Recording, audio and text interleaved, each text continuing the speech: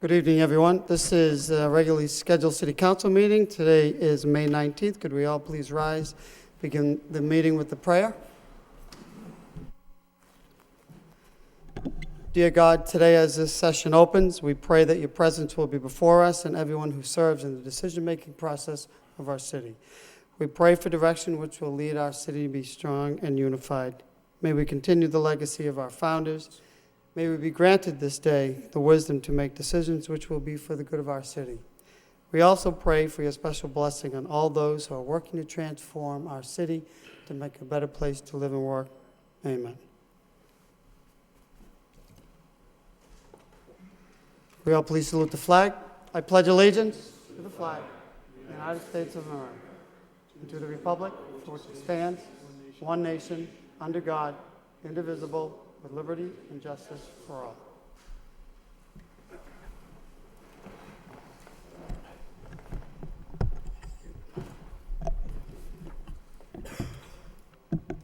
Would the clerk please call the roll?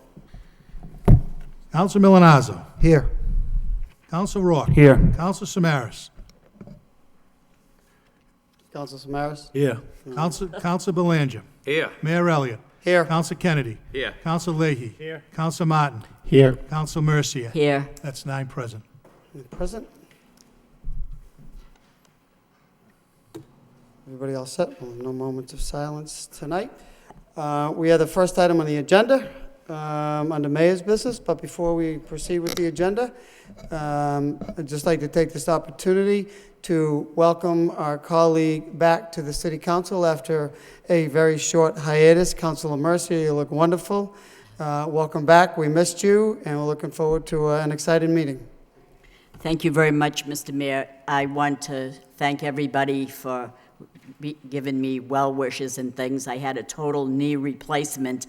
That means I'm not going to be on Dancing with the Stars anytime soon, but I want you to know that I watch the City Council meeting every week, so I really didn't miss too much. So thank you very much to all the people that were well-wishing. I may have not been able to walk, but I certainly could speak, so thank you very much. Okay. Very good.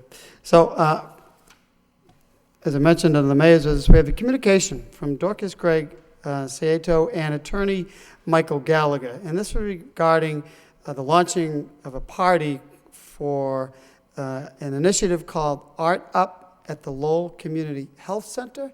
And without any further ado, I'd like to recognize attorney Michael Gallagher, who is just going to go right into it and give us an explanation what this is all about. Very exciting. Welcome to Lowell City Council again. Thank you very much, Mr. Mayor, Mr. Manager, members of the City Council. My name is Michael Gallagher. I live at 200 Middle Street in the heart of downtown Lowell. We are going to be very brief tonight because we saw that you have a full agenda. We're here to tell you about a project called Art Up, which is a program designed to fill the figuratively mile of walls at the Lowell Community Health Center here in Lowell, with art created exclusively by Lowell-based artists. We have a brief video which we'd like to show, which describes the program. But suffice it to say that over the last year and a half, almost 150 artists submitted nearly 500 works of art for purchase and donation to the health center.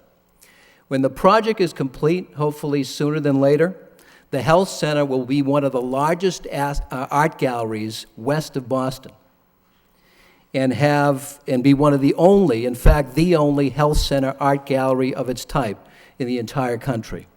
So here is our video.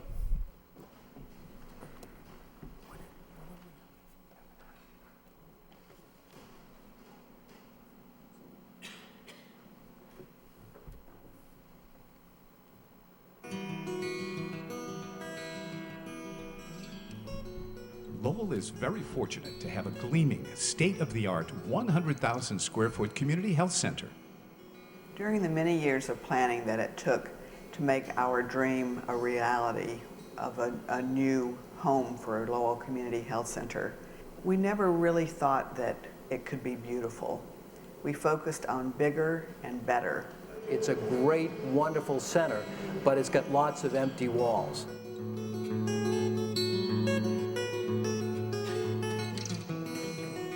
We all know the experience of walking into an empty room and it feels like there's something missing.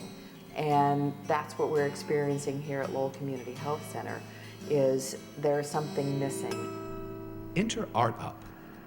It's a project designed to utilize the talents of Lowell's artists to fill the Lowell Community Health Center's nearly 1 mile of empty wall space.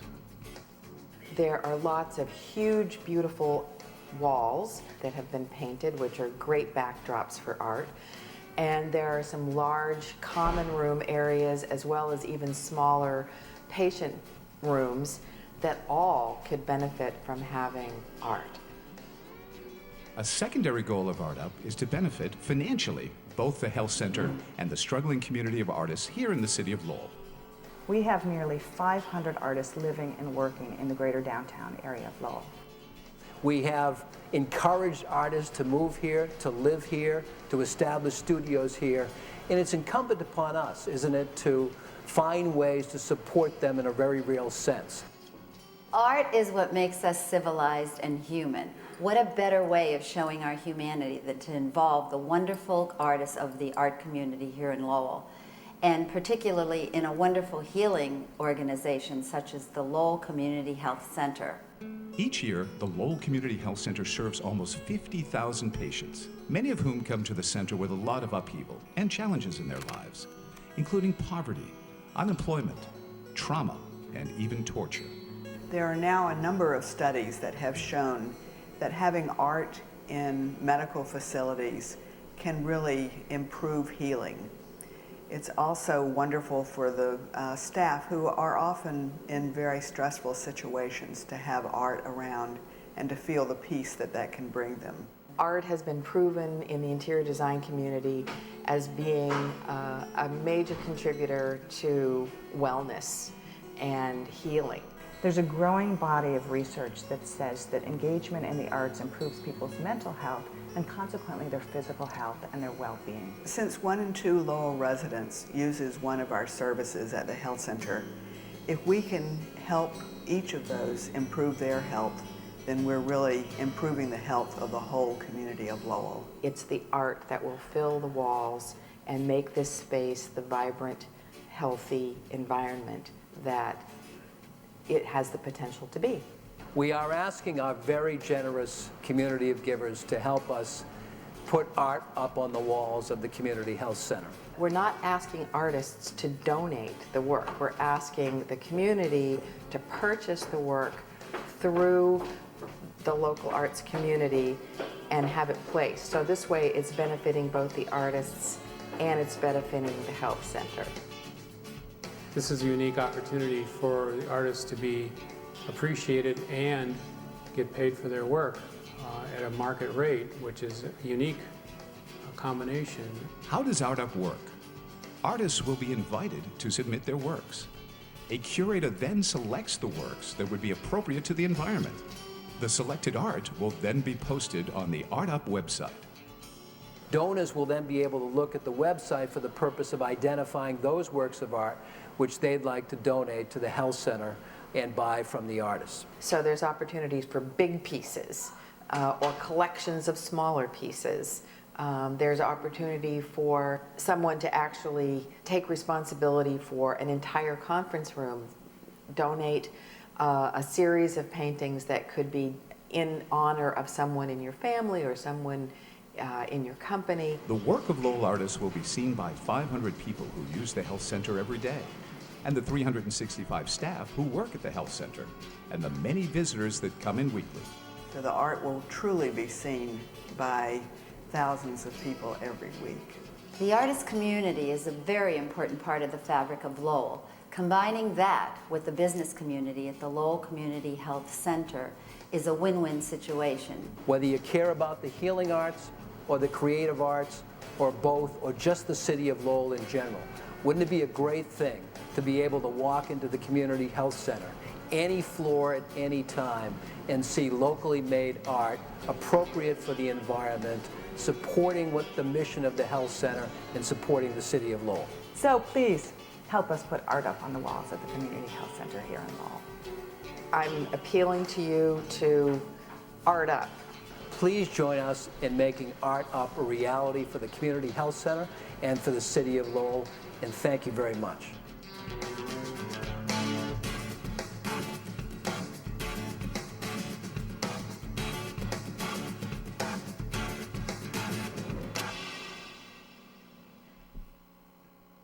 Very nice. Thank you very much. Hi, I'm Claire Gunther, and I'm the director. We liked it, but Yeah, play it again.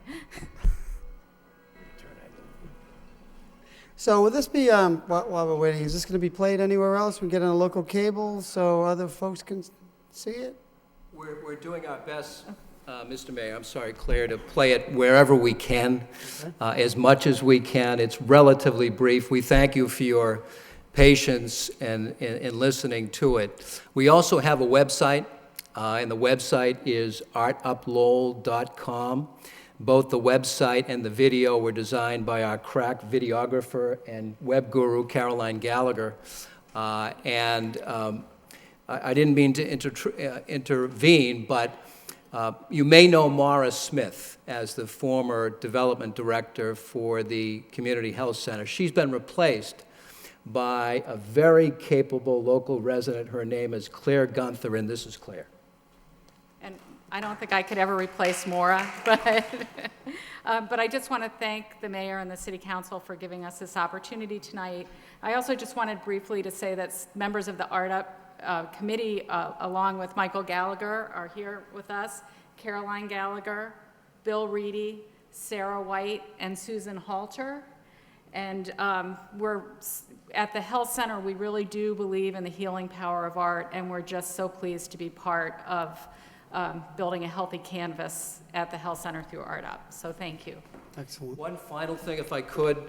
There is a gathering next Wednesday, May 27th, from 5:30 to 7. It's our Art Up launch party at the Community Health Center on the 6th floor. We will have a display of some of the art that is included. As I said, there were 500 submissions, and about 250 remain after it went through the curatorial process. About 15 selected artists will be there to show their works as well. There'll be food and beverages and music and art, so the city council and the mayor and the manager are all cordially invited next Wednesday, May 27th at 5:30 p.m. Thank you very much for your time. Thank you, Mr. Gallagher, and everyone that took the time to come out tonight. We'll see if we can get that on. I think it'd be good to get that on our local government access channel. So maybe, Susan, we can work on getting that over to them, and they can play it and replay it. So thank you very much. We appreciate it. Any questions, thoughts? So we'll move on to the city clerk portion of the agenda. We have minutes from the meeting, regularly scheduled meeting of May 12th. We also have minutes from the audit clerk oversight subcommittee of May 12th. And there was also a youth subcommittee, youth services subcommittee on May 12th. Entertain a motion to accept and place on file by Councilor Milanazzo, seconded by Councilor Mercia. All those in favor signify by saying aye, and the opposed. Motion carries. The minutes are accepted, placed on file. Moving on to the next item of the agenda, we have, it's not 7 o'clock and we're not there yet. We have a vote, reappoint Michael Q. Geary to the city clerk and establish a salary. It's already been read twice. Mr. Mayor. Councilor Kennedy. Yeah, I would like to move to reappoint and to adopt the recommendation of a majority of the City Council Subcommittee regarding the salary. Motion by Councilor Kennedy to proceed with the recommendation from the Personnel Subcommittee to adopt the salary. I think we'll need some specific language. Do you have that? It's in the vote? Okay.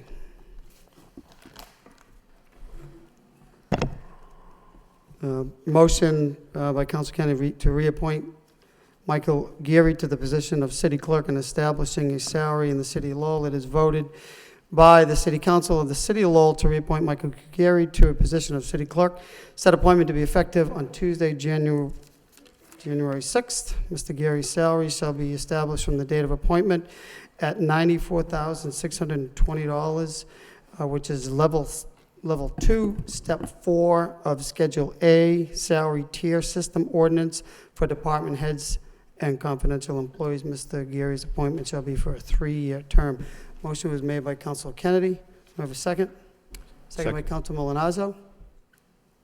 On discussion on the motion, Council Mercia. Thank you, Mr. Mayor. I was not available when the subcommittee was taking place, but I did manage to see it on TV, and I followed it carefully.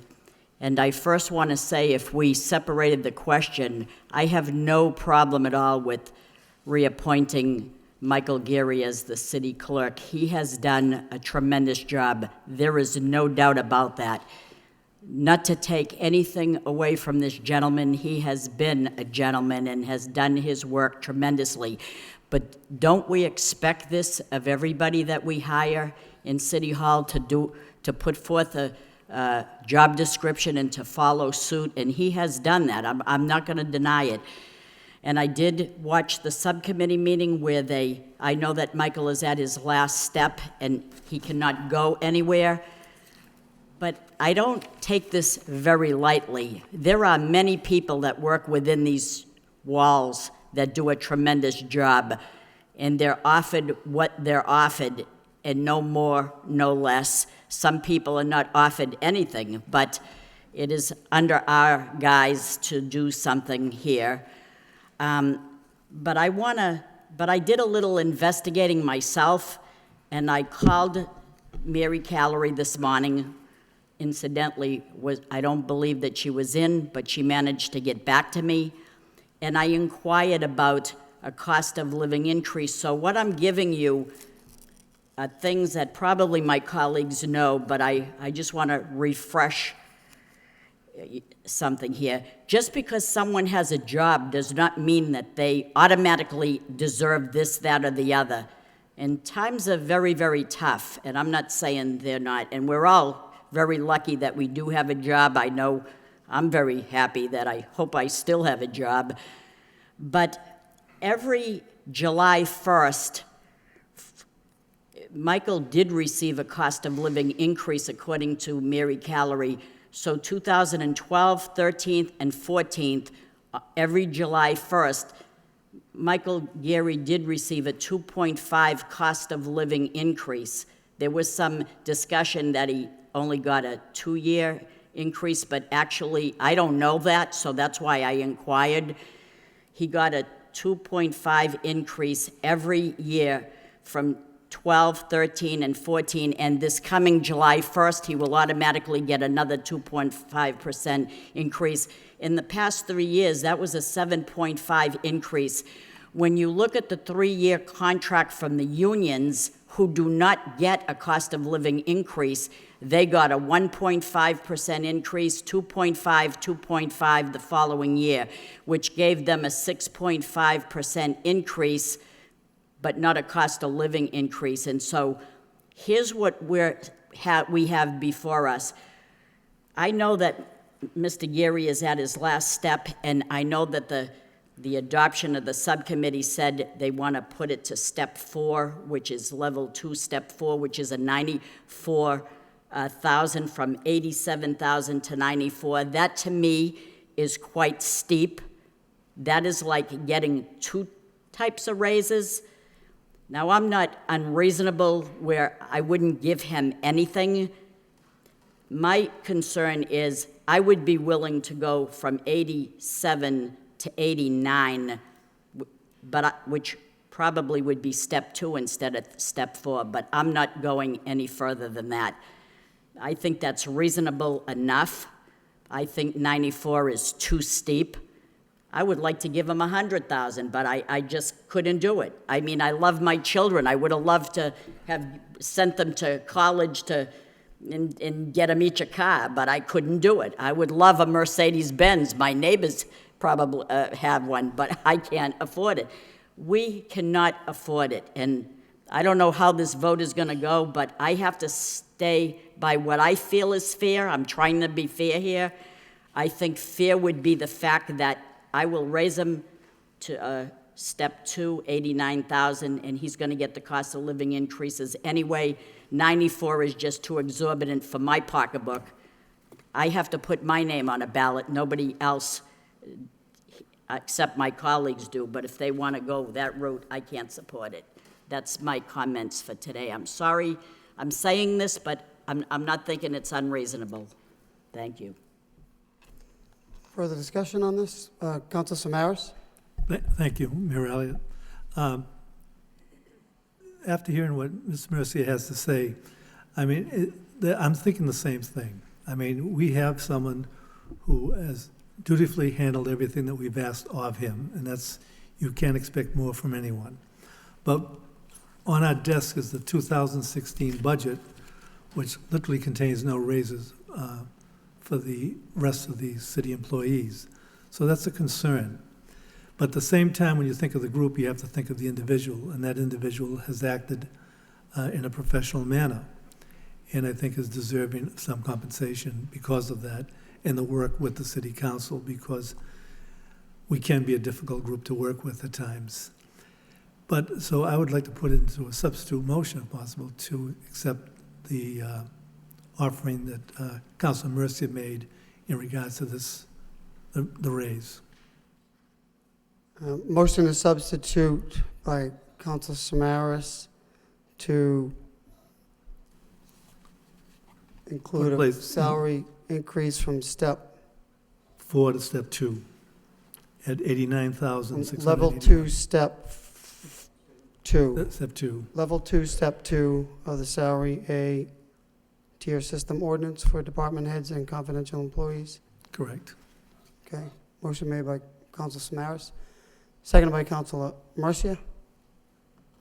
On the motion, discussion. No, Councilor. Through you, Mr. Belanger? Mayor. I'd have to agree with my colleagues, Councilor Mercia, Councilor Maris, that spoke that, you know, I don't want to be repetitive here. We all know and applaud the job Mr. Geary has done. There's no two ways about it. He's performed his job flawlessly and is a class act, to say the least.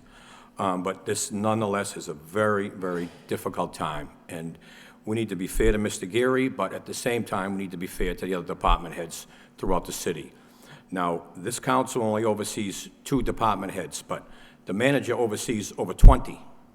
And what about them? I mean, they're all deserving, they all work hard, and this is something that there's certainly no joy in this for me, but I cannot see going to 94,000 at this time, the way this economy is, the way things are in the city. I just think it's too exorbitant. I think the cost of living raises have made up for some of this. I think Mr. Geary came on 4 years ago at approximately 81,000. So the salary has gone up, and he will get there, and we will see that he gets there when the time is right. He's fully deserving. We will do the very best we can going forward. But I'd have to agree with Council Samaras and Mercia that step 2 at $89,681 is the highest I'm willing to go at this point. Thank you very much, Mr. Mayor. Thank you, Council Belanger. Further discussion on this motion? Council Kennedy? Thank you, Mr. Mayor. I will vote against the substitute motion, and will support the motion that's on the floor. I think that the original motion that's on the floor, first of all, just reaffirms the appointment of Mr. Geary. I think Mr. Geary was appointed by this council back in January, so all that really does is to reaffirm his reappointment. I think regarding the salary, it's not a matter of the salary increase. It's not a matter of just giving Mr. Geary a raise. I really think that what we're considering here is taking corrective action. And I think, and I've said this before, that when you look at where the Lowell City Clerk sits in terms of salary in relation to other city clerks across the Commonwealth, that his salary, and even with the increase, his salary is going to be below the average and below most. And a lot of those city clerks that have a higher salary than Mr. Geary also have the benefit of additional revenue from marriages.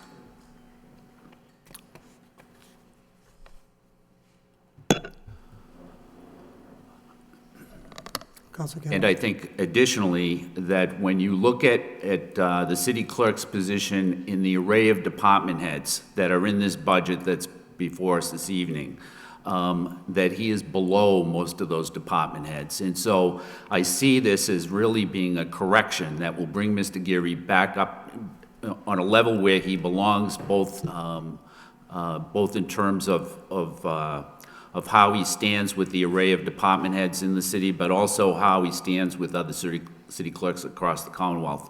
And that's really why I'm supporting this and why I think that it's the correct thing to do. Thank you. Further discussion on this, Councilor Leahy? Thank you. I'd just like to say that I'm supporting the first motion because I too agree that in today's day and age, that, you know, to get quality people, you have to have quality salaries that match. I look at this as more of a corrective action. I think that department, in my time being here, has really turned around. You go in there any day of the week, the staff is professional, they're courteous, they're quick, they're getting people in and out of that office. I never hear any complaints, and I also think that this is more of a corrective action. We're responsible for three people here, and I think that after much thought that, you know, this is the right thing to do. Thank you. Thank you, Council. Further discussion on this motion?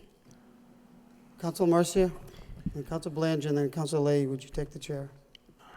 Sometimes people talk about parity and say, well, gee, they do that in Cambridge. In Cambridge, they make $89,000 as a city council, so maybe we should make maybe I want $94,000. I want parity too. But life is not that fair. But the fact is, I don't live in Cambridge. I don't care what they do in Cambridge.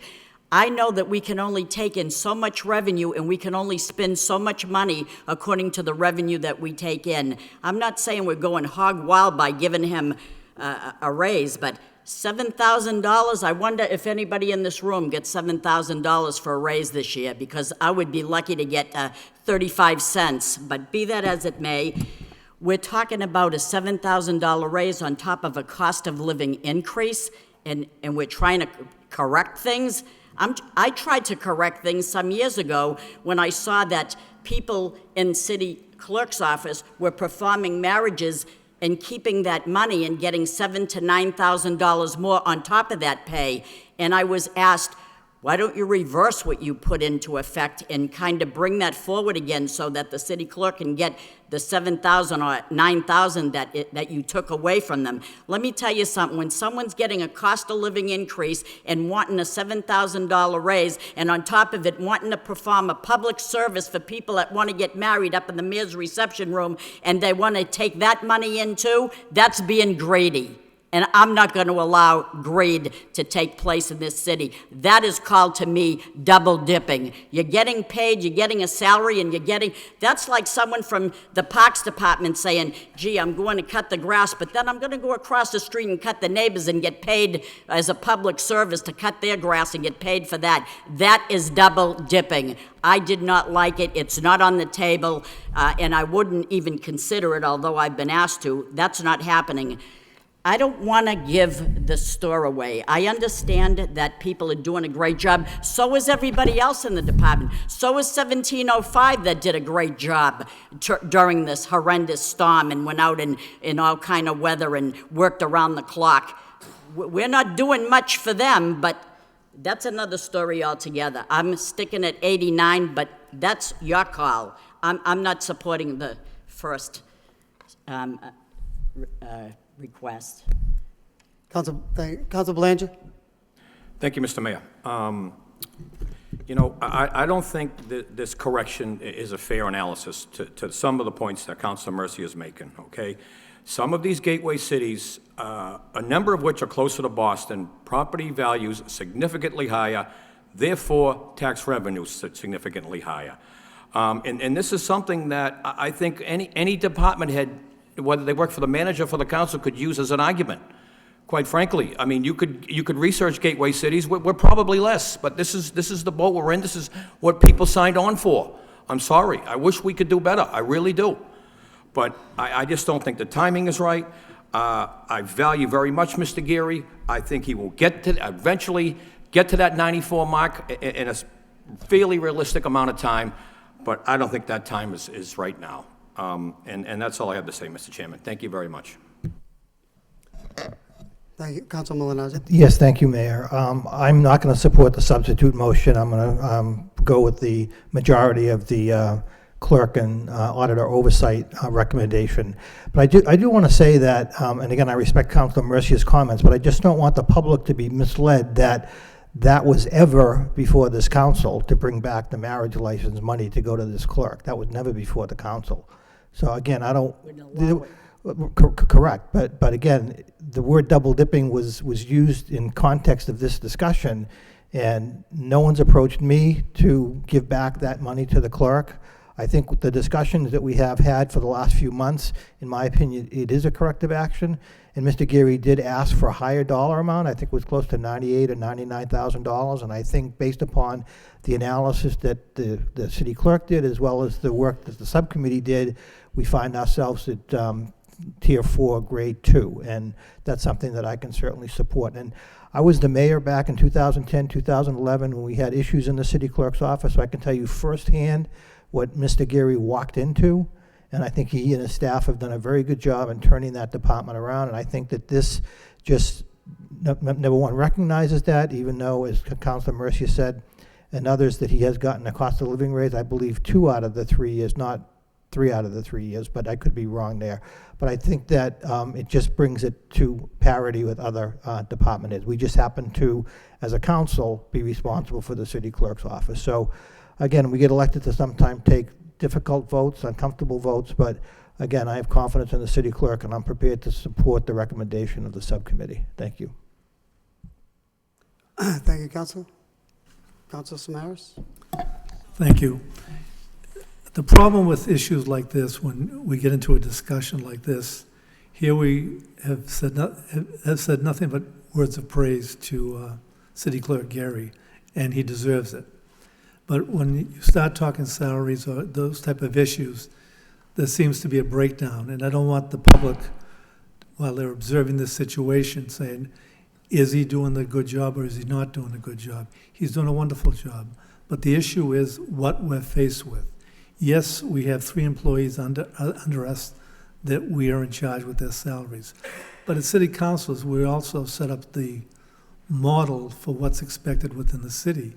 And as I stated before, my concern is there is no raises built into this year's budget that we're going to vote on, even though it has a tax increase. With that said, I said before, we always have to think of the individual. That's why I'm willing to put him in the next step, but on step 2, which would be $89,000. And I think it's more than fair at this particular time. Thank you. Thank you, Council. Further discussion? Council Leahy.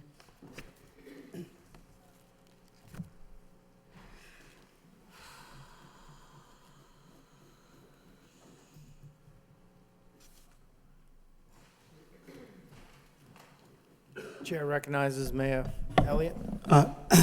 Thank you, Mr. Vice Chair. I just thought it was important that I also weigh in, because I certainly work very closely with Mr. Geary, and I appreciate his service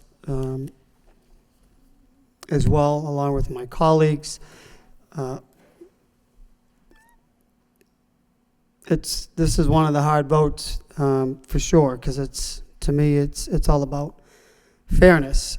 And I think Council Mercy alluded to it earlier, which is, well, first 2 things. One is fairness, and what about all the other employees? What do we do with all the other employees that have been stuck at their top tier, their top step for some 8, 9, 10 years? Understanding that in comparison to either other communities or other department heads, Michael, the clerk is not there, but he was hired, when he was hired in 2011, and I supported him, he was hired at the top tier. Back then, it was $80,356, and he's now at 87 and 87.5 and some change. So there has been that growth, and we have a budget before us that has a tax increase, a $1.5 million tax increase.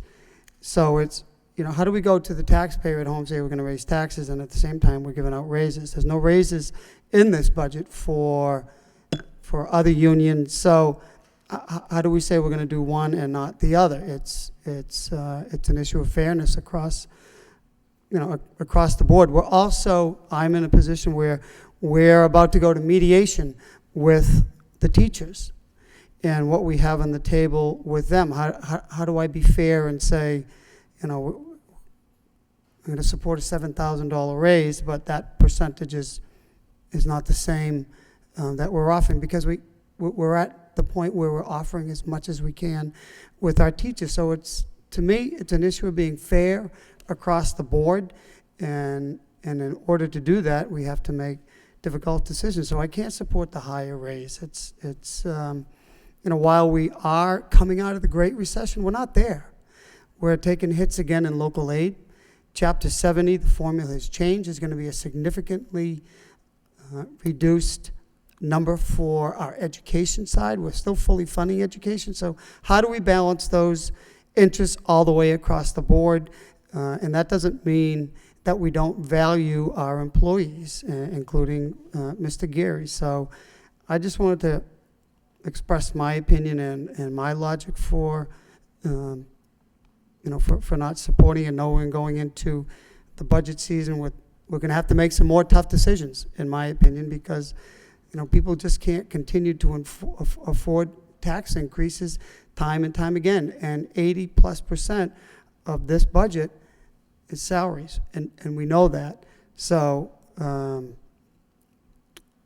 those are my concerns. That's where I'm at.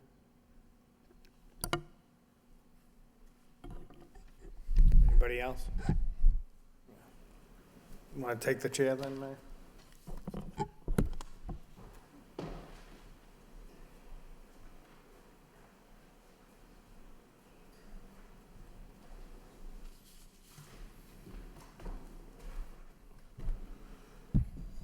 Further discussion on this substitute motion is on the floor. Could we just, for the members, Mr. Clerk, could you just reiterate that substitute motion? Substitute motion was to reaffirm the appointment of the city clerk and to salary established at level two, tier 2. I think it was 89,162, if I can remember correctly.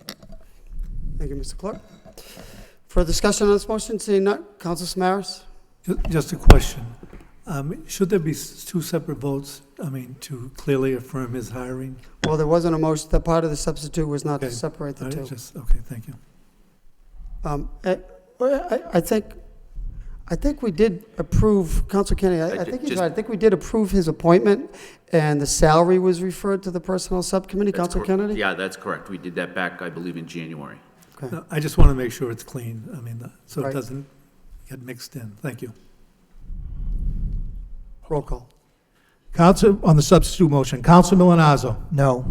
Council Rourke. No. Council Samaras. Yes. Council Belanger. Yes. Mayor Elliott. No. Council Kennedy. No. Council Leahy. No.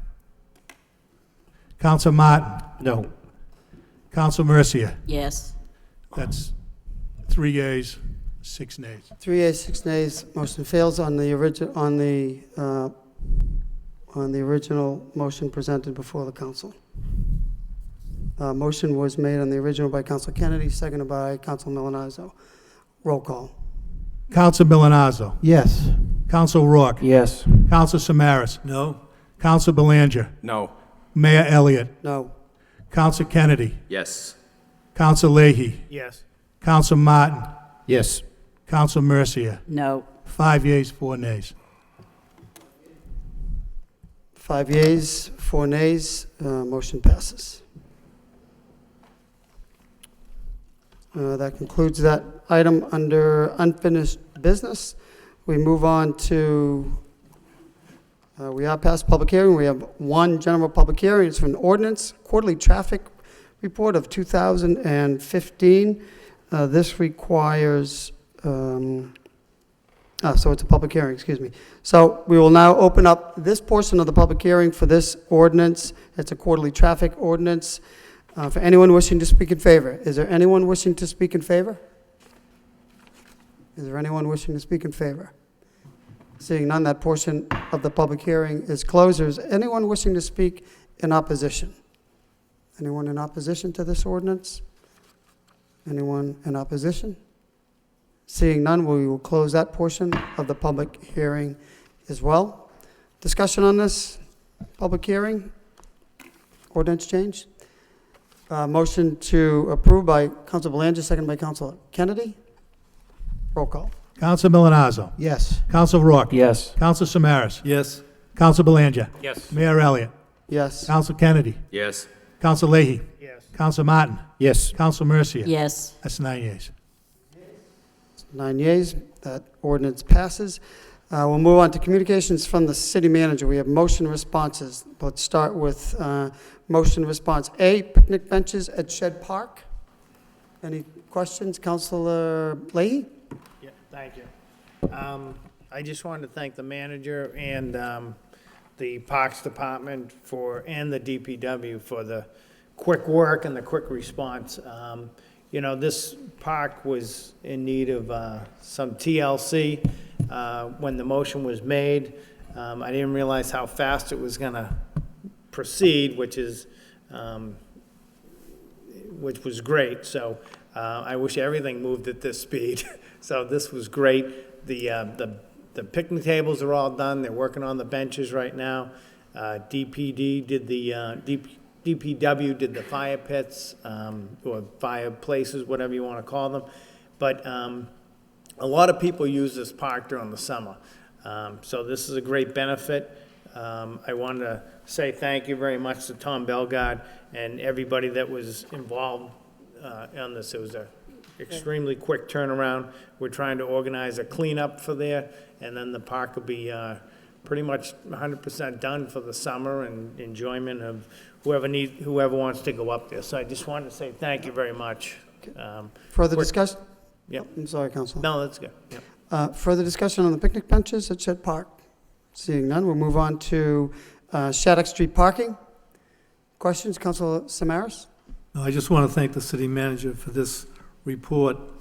Shattuck Street's a very small street. We talked about adding extra parking spaces, but what I see that your staff did was to work with the neighborhood and the businesses that are there. And we did pick up 2 parking spots, but more important, I think we identified all of the issues on that street that actually raised the quality of life for the people living on that street, and at the same time, giving people coming to downtown a couple of extra spaces. It all counts. But this was good work. Thank you. Thank you, Council. Further discussion on Shattuck Street, Councilor Martin? Yeah, is there, in fact, a net increase of 2 spaces on this? Oh, yeah, okay.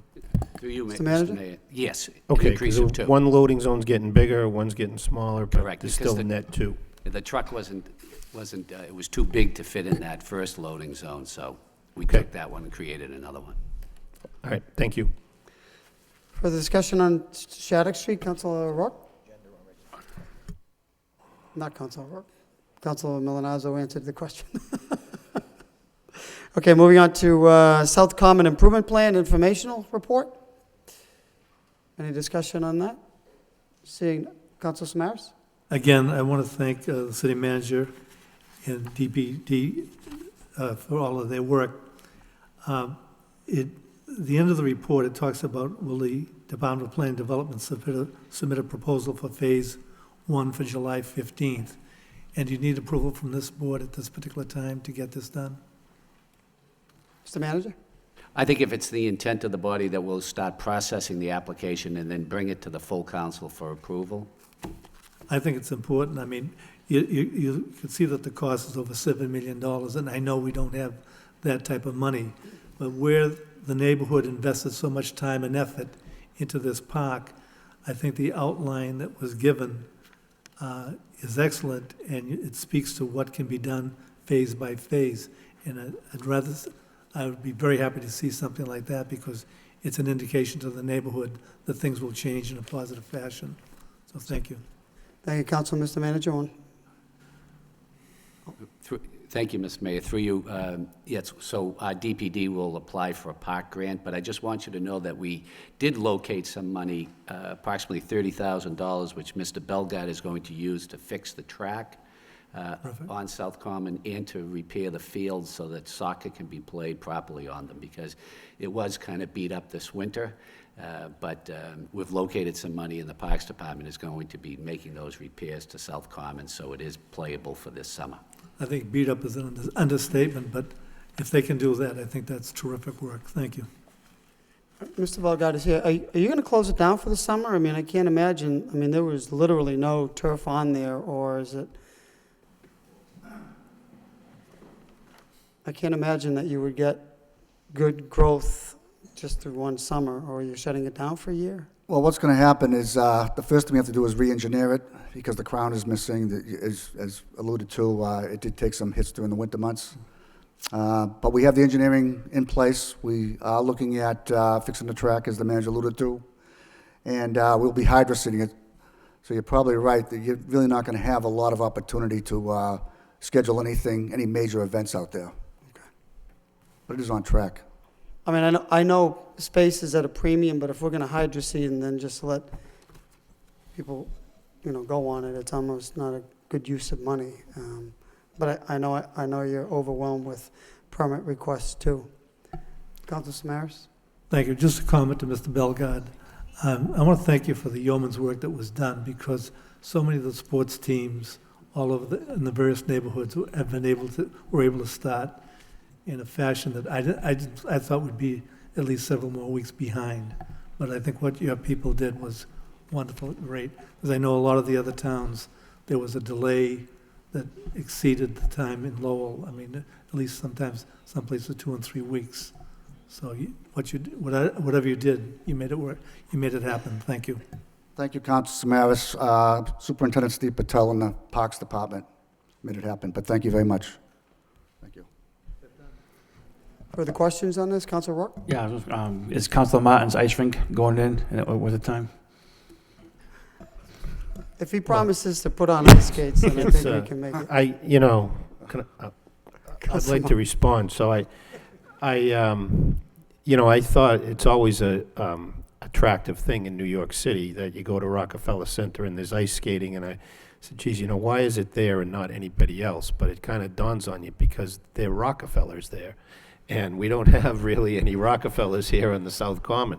And even the plan we have is $7.5 million, and we've got 30,000, and we're going to apply for another few $100,000. So we've got a long way to go, and I'll be very pleased if we get to the $7.5 million plan, and if not, I'll be back with some ice skating proposals to consider after I find some Rockefellers. Okay, for further questions on this? No. I mean, it's good to know that grass will, and if you can get us a report, I mean, I think it's wise if we even just have to let the summer, permit in the fall when soccer leagues are up, just knowing that that grass does need some time to grow. We've been planning on diverting permits to other locations. So right. Good stuff. That'll be okay. Great. Thank you, Mr. Belgard. Further discussion on item number C. Seeing none, moving on to motion responses D, Centerville Substation opening.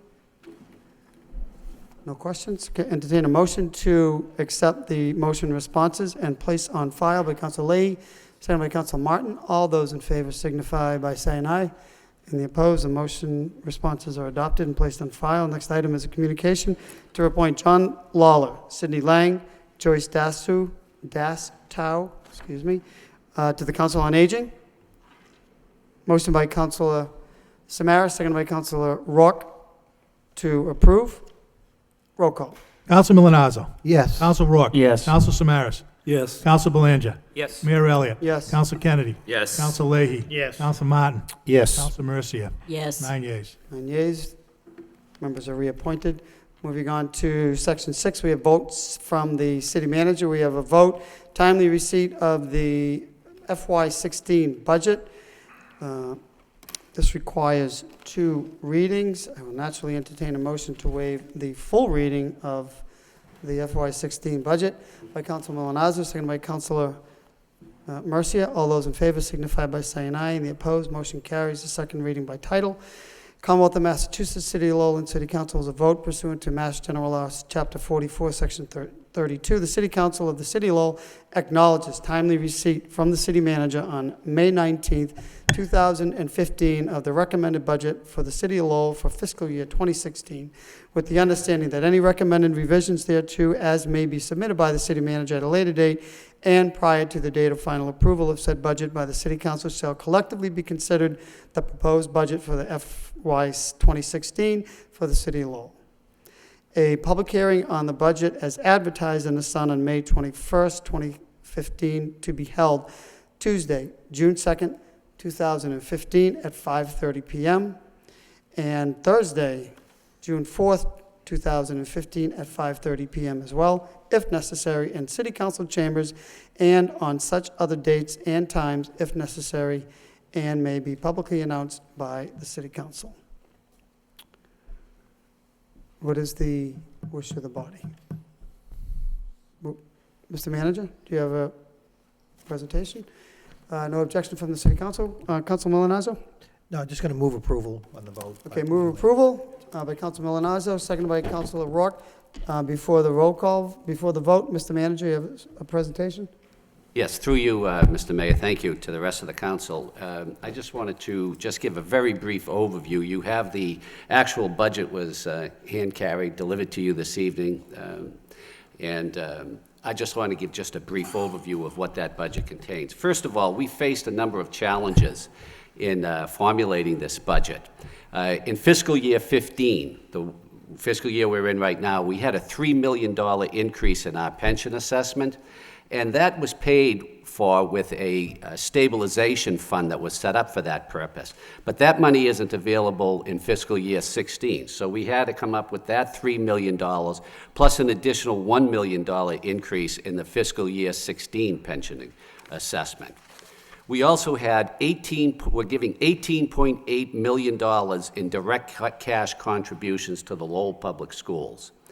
An additional $500,000 for the Greater Lowell Technical High School assessment, $2.5 million in our charter school assessments, $250,000 in our cherry sheet assessments, and an additional $330,000 in other departmental expenses. And of course, as we all know about this terrible winter, we're carrying into this budget a deficit of $500,000 that has to be made up in the tax levy.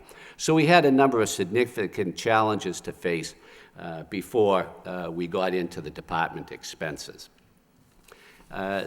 However, with that said, there are a number of highlights and initiatives that are contained in this budget. First of all, there are 4 additional police officers in the fiscal year 16 budget. Plus, we have 2 additional officers moving back into the patrol forces because we're hiring civilians. For example, in the Management Information System office, we're having civilians rather than police officers doing that work. So we'll have 2 additional police officers going into the patrol function. We're investing in high-tech public safety tools, such as the gunshot detection system and social media monitoring. And as I said earlier, we made a promise, this city council made a promise last year that you would correct the net school spending deficit issue in the city of Lowell.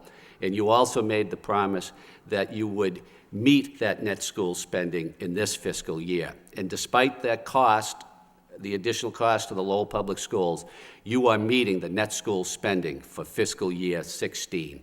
And I think you should be congratulated for that and your commitment to education in the city of Lowell.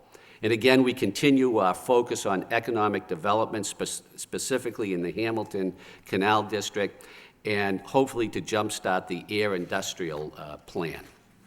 Now, the next slide shows where the money comes from to pay for our expenses.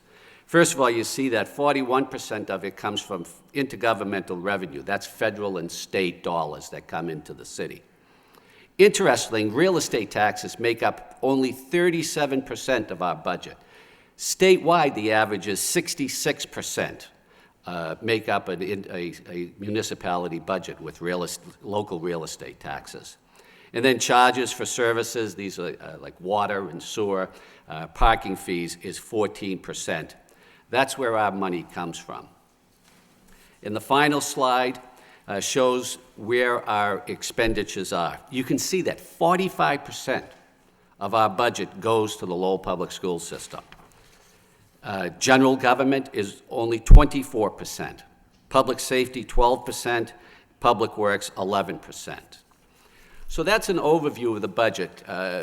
I have to congratulate our financial team, Connor Baldwin, Bob Healy, and Rodney Conley, along with Assistant City Manager Mike McGovern and our MIS Director, Moran Fernandez, for putting together a new budget this year. You're going to see that it's in a different form, but it really sets out where the money comes from and where it goes. And I congratulate them on this work product. And I just want you all to know that this is a level service budget. We've tightened our belt, and we've kept it in within our means, and it has a modest 1.5% increase in the tax levy. And if everything remained the same with your house, as far as value goes, that equates to about a $51 increase in your tax bill for the next fiscal year. So I think it's a modest increase in the tax levy. I really believe that the city of Lowell is moving forward. Good things are happening in the city of Lowell. And even though this is a tight budget, I think it's a budget that's going to keep the city moving forward. And we look forward to presenting it in depth on June 2nd and 4th if necessary. Thank you, Mr. Mayor. Thank you, Mr. Manager. So, Council Kennedy? Thank you, Mr. Mayor. I know that through you to the city manager, I realize that we're not going to go through the budget right now, but I just have two questions that I'd like to ask regarding the revenue side. In your presentation just a moment ago, you made reference to the snow deficit. And I remember there being some discussion a couple of months ago about whether or not there would be additional money from the state. Has that been resolved, and is that going to be, should we expect that? And if so, has that been, have you considered that in putting together the budget? Yes, through you. Yes, we're anticipating approximately $400,000 in FEMA reimbursements, but it doesn't look like any of the other proposals to increase that figure are going to come to fruition. This finance team has done a great job that we can work. I mean, we spent $5 million only budget of 1.3, but we instituted a soft hiring freeze, a strict review of expenditures, and we're going to be able to use that money that we were able to save to apply to that snow and ice deficit. So we're only going to have to cover $500,000. But the good thing is the governor and the legislature passed legislation that we could amortize the deficit over 3 years.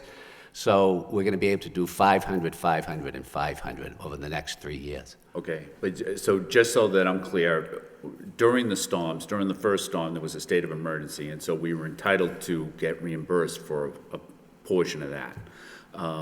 Then there were subsequent storms that we wondered whether or not we would be entitled to a reimbursement there, and the answer is no. No. Right? We're not Correct. getting anything else. Not getting it out of it. Okay, and then my second question regarding the revenue side is the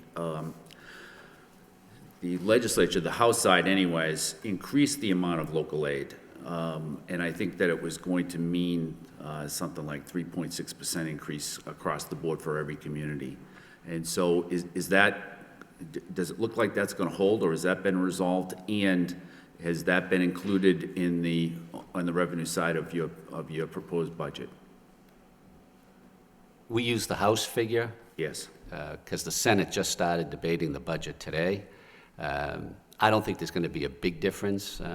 If there is, it won't be a very big difference. But we use the House version. Okay, so that's included on the revenue Yes, side? yes. Okay. And that should be, was that like a $34 million increase? I think the House voted whatever the governor had recommended, right? Which was an increase and then a decent, I mean, it's not a decrease and it's not level funding, so. Through you, Mr. Chair, the upside of that is the charges went up over $2.5 million. So the net of the cherry sheet is a negative $2 million. Okay. Thank you. So is that attributed to the charter schools, Mr. Manager or Mr. CFO? The additional charges? The offset? The bulk of the charges are the charter school. Okay. And is there any legislation pending to change that? I know there's been some significant discussion. Mr. Manager?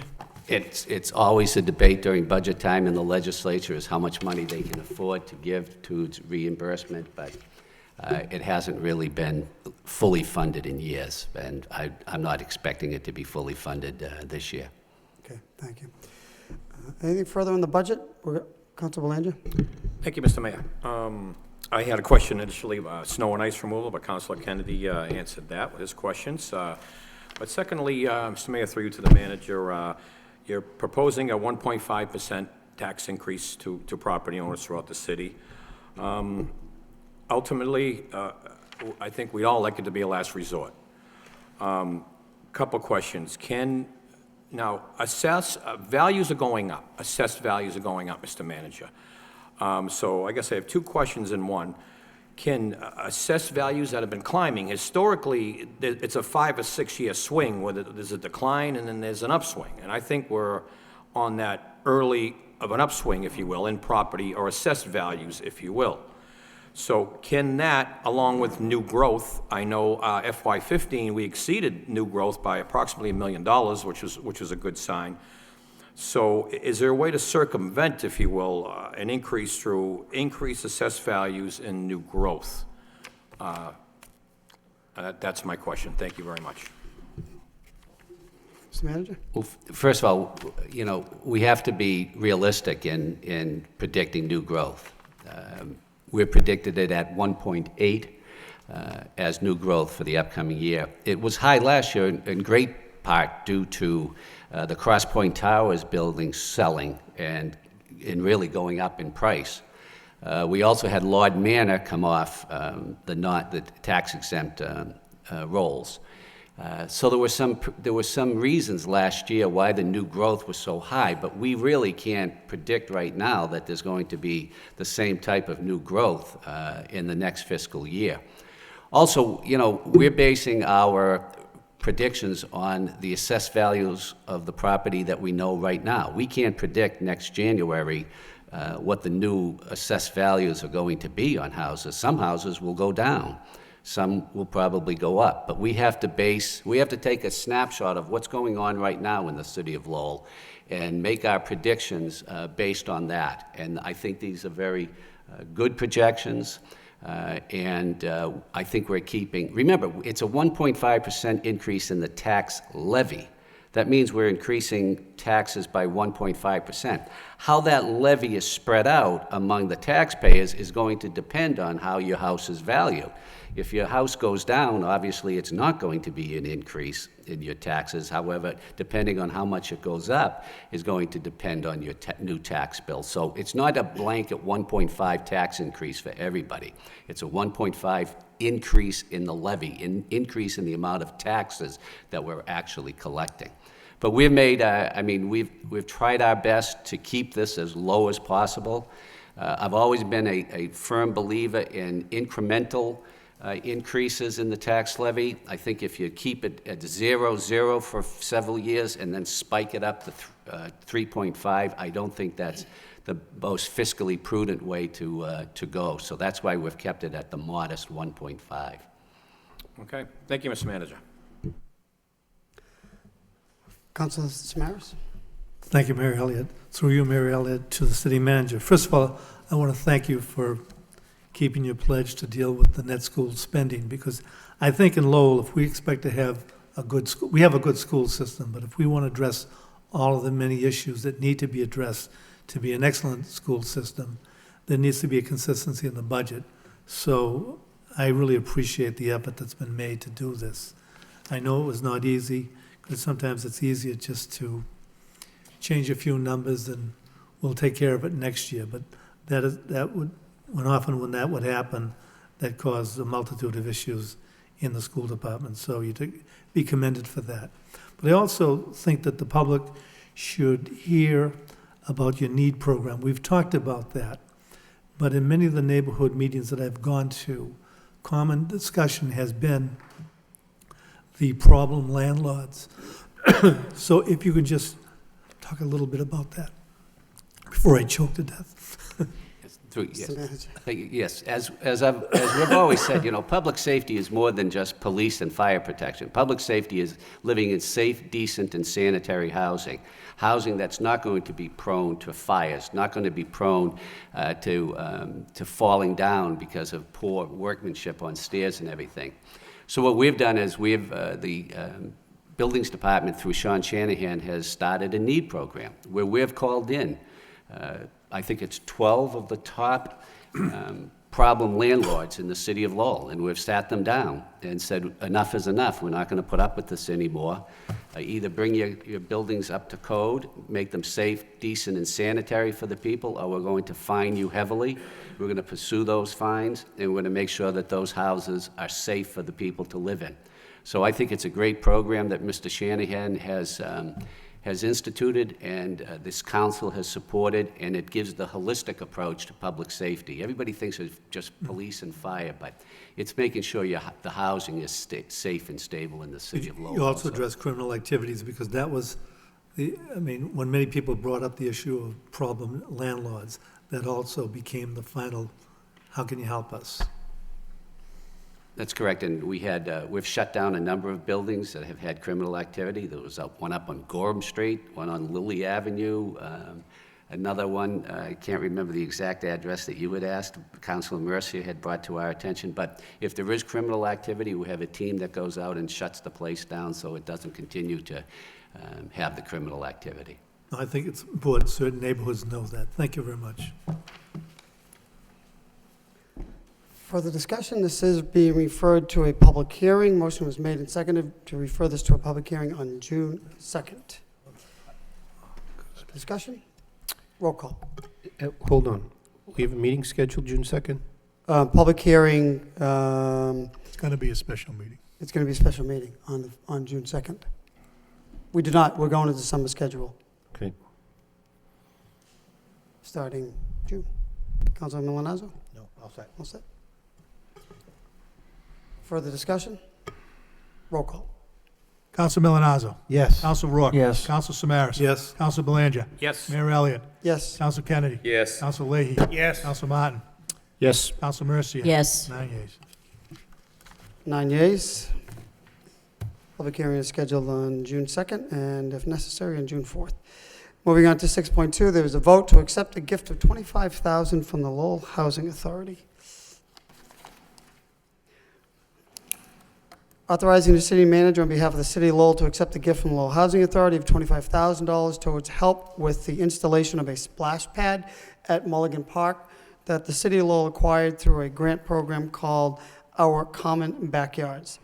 Be it voted that the city manager be and he is hereby authorized in the name of the city of Lowell to accept a gift of $25,000 from the Lowell Housing Authority to help towards the installation of a splash pad at Mulligan Park that the city of Lowell acquired through the grant program called Our Common Backyards pursuant to Mass General Laws, Chapter 44, Section 53A. Further, that city manager will convey the city's appreciation for the generous donation. Excuse me, generous donation. Motion to approve by Councilor Rourke, seconded by Councilor Samaras.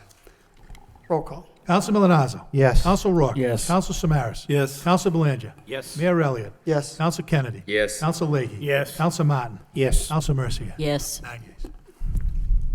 9 yeas. Gift is accepted.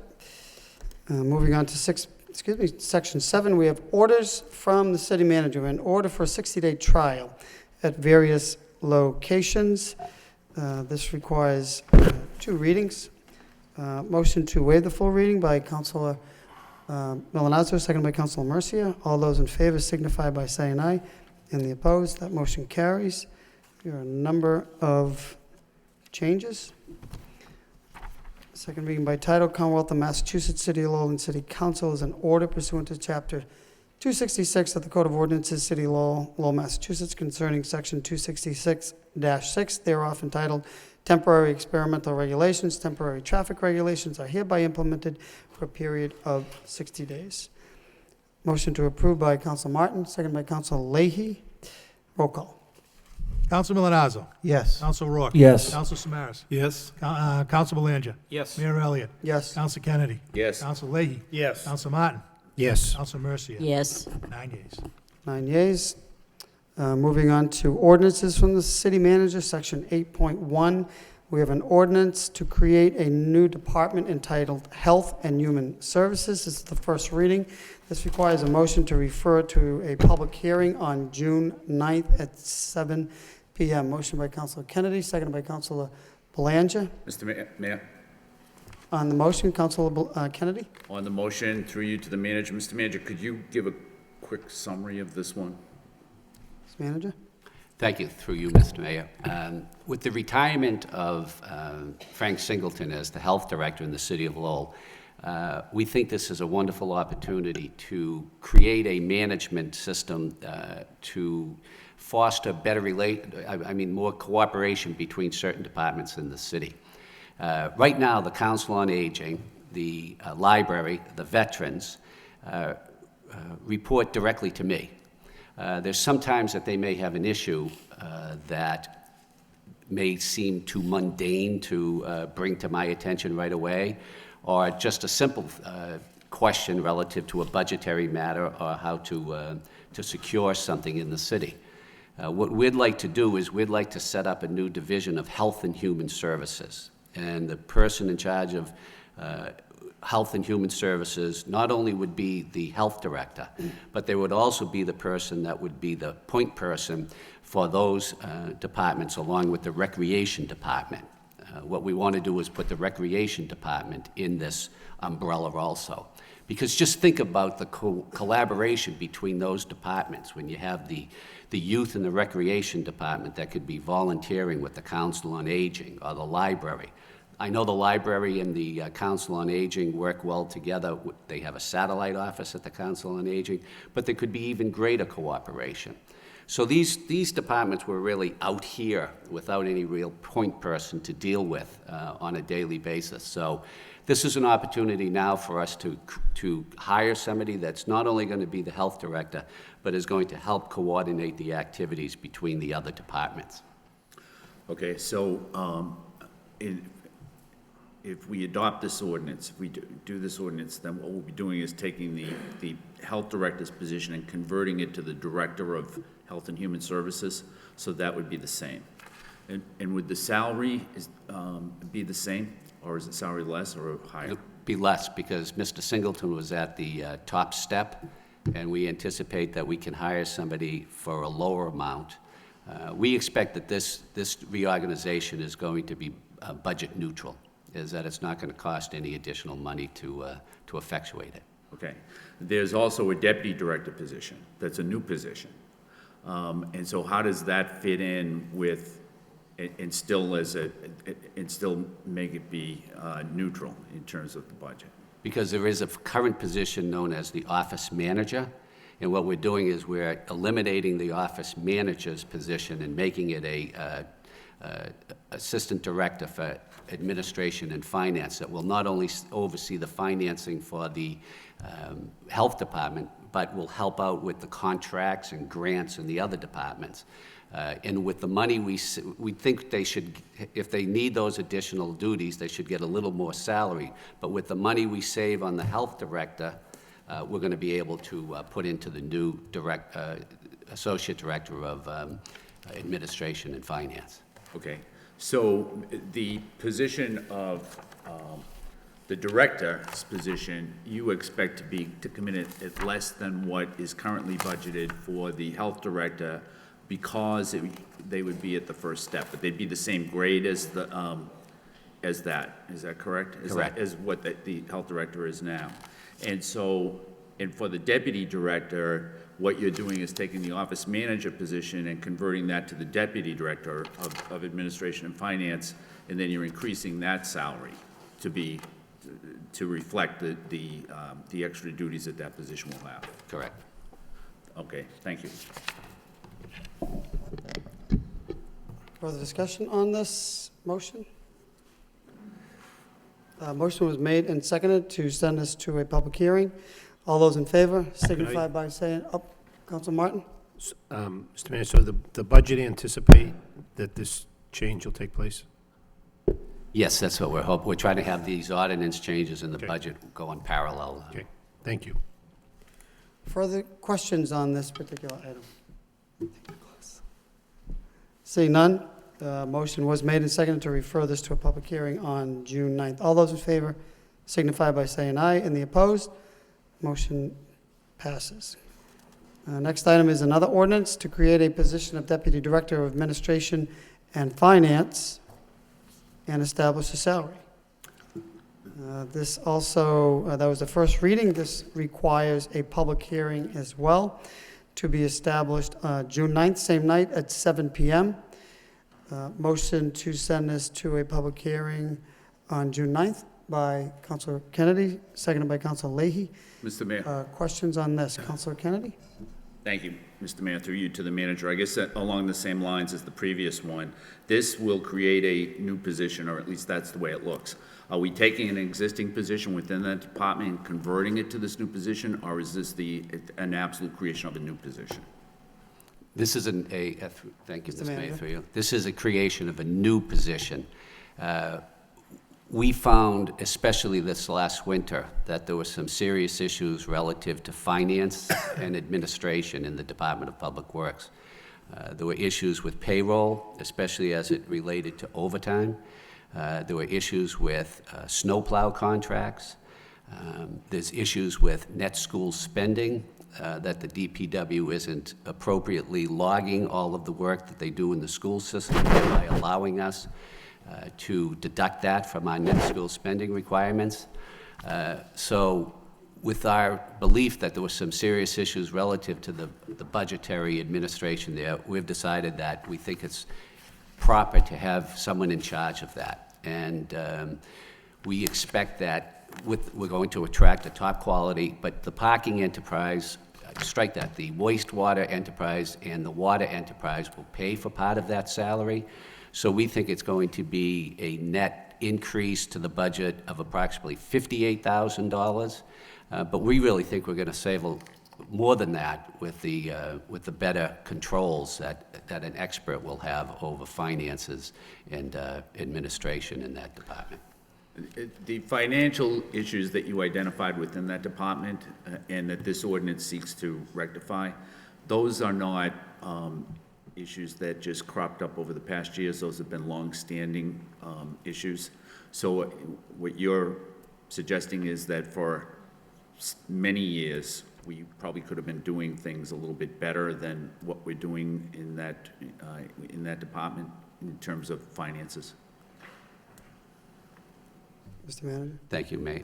Yeah, I just think based upon our year that we've been here, and especially what we witnessed this winter, is that we really need to step up the financial oversight in the department. Okay, thanks.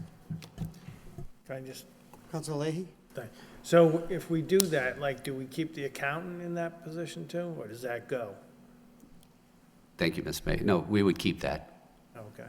They still have duties to, but they would now report to this new director, and they'd be responsible to that person. Thank you. Okay. Further discussion? Well, I Councilor guess Kennedy? that it just, Councilor Leahy just brought up the question, so that, how would that table of organization work out? In other words, that accountant right now, he reports to the commissioner, but under this new, the new alignment, he would report to the Director of Administration and Finance. Mr. Manager? Correct. And then the Director of Administration and Finance then reports to the Commissioner? Correct. Okay. So is the accountant's position filled now in that budget? Yes, who's the accountant? Mr. Baldwin? Mr. Manager? Yes, it is filled. It is filled, though. Okay. Okay, I mean, I don't want to go too far with it, but just in preparation for the public hearing, which will be, when it takes place, I'll probably have more questions at that time, but I just thought it would be good to get a summary of what you have in mind in both these instances. Mr. Manager? Thank you, Mr. Mayor. Another interesting point, though, and we found it during the January blizzard, is the commissioner of the DPW was not in the Commonwealth. And if you looked at the table of organization, there's nobody below him, directly below him. It was really like 5 individuals, the Parks Commissioner, the Streets Division, the Lands and Buildings. So there wasn't really a clear chain of command in the Department of Public Works. Thank God that they all worked together great, and we were really hands-on with it. But this sets up at least a chain of command that if the commissioner isn't available, there is another person that's there to sign payroll, do the other things that a person in charge has to do. Okay, thank you. Council Belanger? Thank you, Mr. Mayor. Mr. Manager, I think you're onto something very good here. What I've seen thus far, I like your philosophy. I think this would allow department heads to focus on their primary goal, and that's keeping streets clean, keeping parks clean, and whatnot. The respective department heads have to do, rather than watch budgetary, payroll, overtime. They don't have to manage that. They still have to watch it, but they won't have to manage that. And that allows them more time to, again, focus on their objective of their department. And I think it's a wise move, Mr. Manager. So I'm liking it to this point. I may have more questions at the hearing, but to this point, I'm very supportive. Thank you very much. Thank you, Councilor. Just caution members to be careful before the meeting, before the public hearing. Further discussion on this? It's going to a public hearing on the 9th. Any other questions for the manager? Was motion made? Yep. Motion was made and seconded. All those in favor signify by saying aye, and the opposed. Motion carries. Moving on to, there's another ordinance that has to go to a public hearing. It's an ordinance to amend Chapter 243 entitled Streets and Sidewalks by creating a new section entitled 243-23.1 News Racks. Motion to send this to a public hearing on June 9th as well at 7 p.m. Excuse me, motion by Council Samaras, second by Council Rourke. Discussion on this? All those in favor signify by saying aye, and the opposed, send that to a public hearing as well. We have, next section, we have reports, we have subcommittee reports. There was a transportation subcommittee this evening, May 19th. Chair would like to recognize the chairman of that subcommittee, Council Milanazzo. Thank you, Mr. Mayor. The Transportation Subcommittee did meet this evening at 5:30. In attendance were myself, Councilor Martin, and Councilor Leahy, along with Councilor Belanger and the City Manager Murphy. We had with us the LRTA Executive Director, Jim Scanlon, and one of a newly appointed advisory board member, Phil Shea. We actually met as a result of 3 motions being referred to the Transportation Subcommittee. The first was to have the city manager request, actually have the city council request the city manager provide a report of the number of riders that use the LRTA bus. We actually got a report from Mr. Scanlon that shows March ridership numbers, as well as April ridership numbers for 2015, which shows about 137,000 for the month of March and 128,000 for the month of April. We did question not so much the validity of these numbers, but what would happen if we remove the school children from these numbers, the impact on the ridership as it relates to schools. He did talk about the fact that there are 11 buses that come into the downtown, straight into the downtown, and do not go to the Kennedy Center. They're going to be doing actually a service analysis sometime in the next couple of months to actually analyze 9 routes and see if they can actually improve the circulation into the downtown. We asked them about their relationship with the university as well as Middlesex Community College, and I think, at least what I got from that discussion, is that relationship could probably be better, and I believe Mr. Scanlon and Mr. Shea will work on improving that relationship. The second motion had to do with the city council request the city manager work with the LRTA to develop a system to improve bus access downtown. I think the discussion there, again, had to do with not only the shuttle service, but the circulator, as well as the various other bus routes that come into the downtown. We talked about the automated system, and they hope that by July of this year, they will have a system whereby someone could check their iPhone or their iPad to see when the bus would be arriving and if things were still on schedule. That, to me, was good news based upon some of the discussions that we've had with not only the students in the downtown, but members of the business community in the downtown, and their hope that the LRTA will improve the bus service in the downtown. And then the last motion was City Council requests the city manager have LRTA provide a report regarding handicap access to buses. We had a number of folks from the public who touched upon the issues with the larger bus versus the Roadrunner service versus the low-floor vehicle, where they can walk directly or take a wheelchair directly onto the bus. The LRTA is going to continue to work on that. They're working with an alliance. Actually, they used a Springfield example, and they hope to have a bid out sometime in the next few months to actually bring on a number of lower buses in order to help facilitate those with handicapped issues being able to get on the bus. So there are potential changes dealing with Belvedere, Centerville, and the Acre that they're looking at right now. In fact, there's going to be a public hearing scheduled by the LRTA in the next month or so, and I would encourage members of the Transportation Subcommittee to certainly pay attention to that issue. But overall, as a report of progress, I think all three motions were dealt with, and I certainly appreciate the time that Mr. Scanlon and Mr. Shea took to join us this evening. But I do think we did get some good ideas, good recommendations from the public as well as the subcommittee members. So, Mr. Mayor, that's a report of progress of the Transportation Subcommittee that took place earlier this evening. Thank you. Thank you, Councilman Milanazzo. That was a very good report. Appreciate you taking up those issues and knowing that there'll be some changes to improve bus service. Further discussion on that motion? Motion to accept the report as a report of progress by Councilor Mercia, seconded by Councilor Samaras. All those in favor signify by saying aye. And the opposed, that motion passes. Look forward to updates. There were no other subcommittee meetings or reports, so we'll move on to, we have a report from the wire inspector regarding National Grid, the request for installation of 40 feet plus a minus of PVC conduit from Riverside Street to the property line at 84 University Ave. Questions on this? Entertain a motion to accept the report and adopt the accompanying order by Councilor Leahy, seconded by Councilor Kennedy. All those in favor signify by saying aye, and the opposed. The report is accepted, and we adopt the accompanying order. Moving on to section 10, we have petitions. We have a petition from National Grid and Verizon New England request to relocate pole 1 across from Dane Street, and required a first reading. Motion to send this to a public hearing on June 9th by Councilor Belanger, seconded by Councilor Samaras.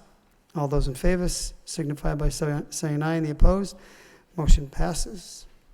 Still under petitions, we have a miscellaneous petition from Attorney James Flood for Hunt Real Estate Services Incorporated, developer of Family Dollar Store, requests City Council approve parking restrictions on Nottingham Street. Entertain a motion to refer this. This needs to go to the Law Department for a report and a recommendation. Excuse me.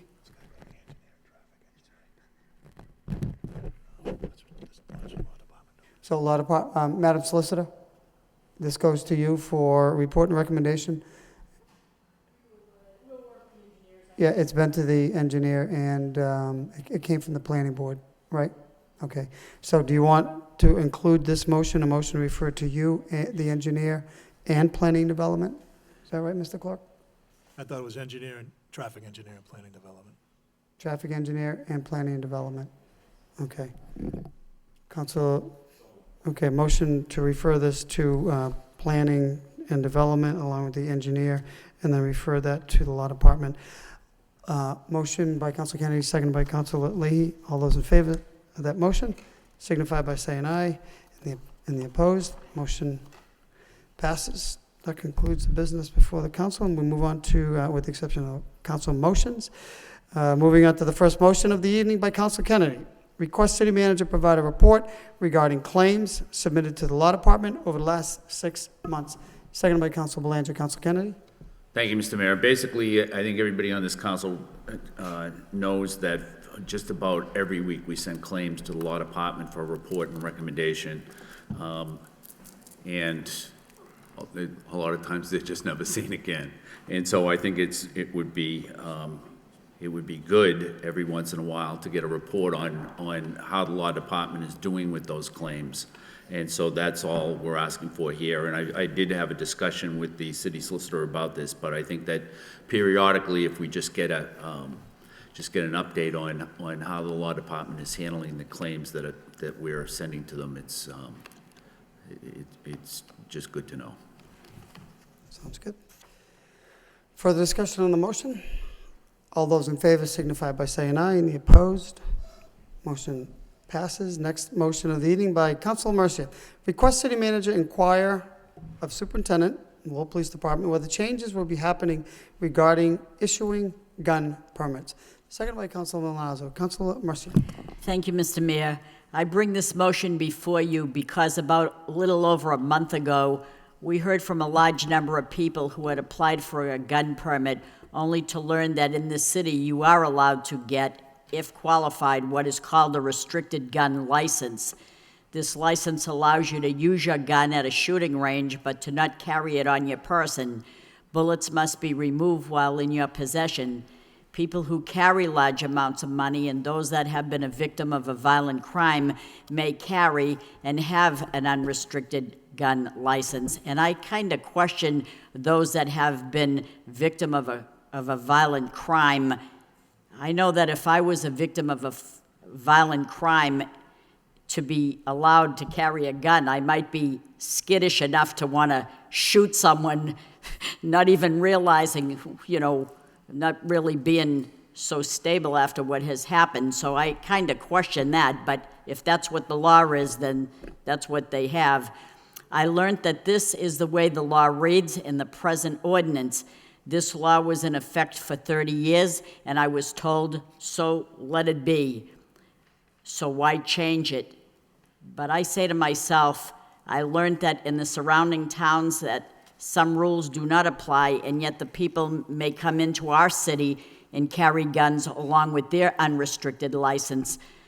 I called what we have here, I call this territorial discrimination based on where you live, and it's not about how responsible an individual you are. The motion is before us again because, like the ordinance of last week that I followed, it was revisited and retooled and changed so should this antiquated ordinance be revisited and revised as a matter of fair constitutional justice.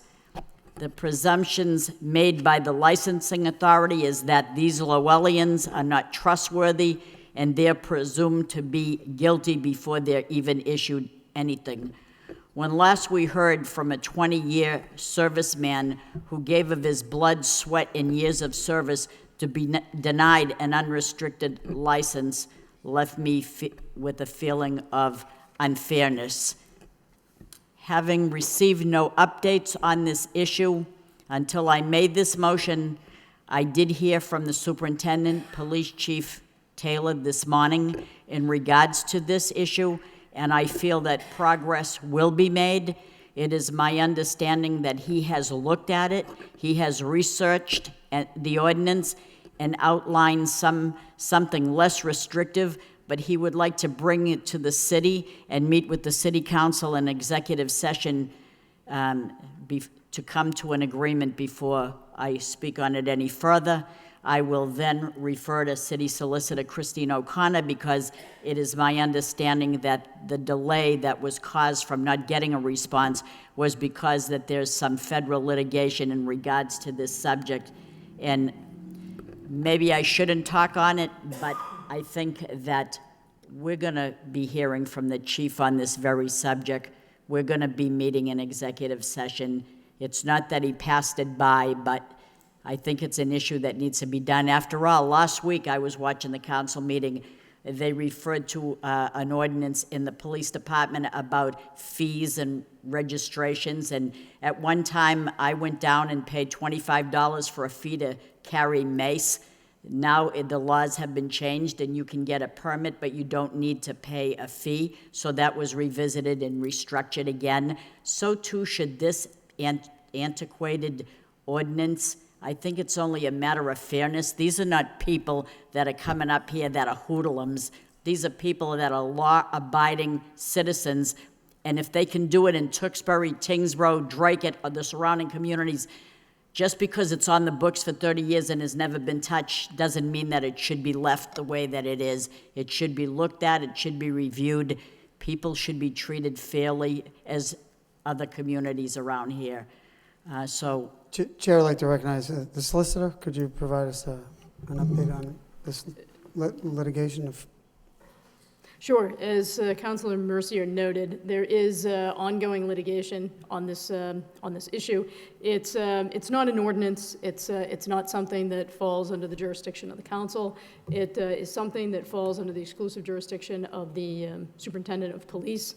A number of policies in the police department are always sort of periodically reviewed. This wouldn't be an exception, but as it's a matter of litigation, it is something that there is an intent to provide the council with an update to this issue, particularly since it became commingled by I believe those that were bringing the suit by also appearing before the council in as a public petition as well. So I believe that there would be in the very near future an update as we continue to deal with the ongoing litigation. Right. And I'm satisfied with that, Mr. Mayor, because I wondered what was taking so long, what was there. We understand what's there. It's not like it's going to be swept away and we're not going to revisit it. We will.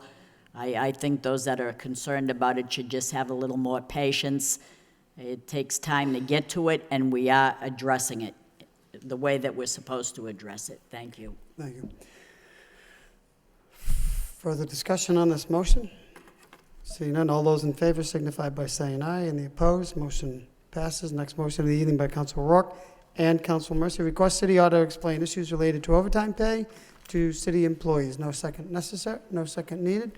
Councilor Rourke, ladies before gentlemen. Yeah, absolutely. Councilor Mercier. Well, thank you, Councilor Rourke. This is another motion that we brought up some time ago about the union. I don't know where we are, but it's a little bit frustrating to me because it seems that it's always in litigation or whatever. There's probably another file piece of litigation again. But I don't know, and I don't know how much to talk about this, except to say that I have no closure with this. I don't know. Evidently, in 2005, there was an agreement reached, and it was followed all through the years. And then, as of early as this January, people took for example, let me give you an idea. Let's say that I'm a union person and I take Monday off for a vacation. I take Monday off. So I work Tuesday, Wednesday, Thursday, Friday, and somehow they need me on Saturday to do overtime work. So I volunteer, I do the overtime work. I'm not going to get the overtime because I took a vacation on Monday. I think according to the laws that I read, this is not how I interpret this.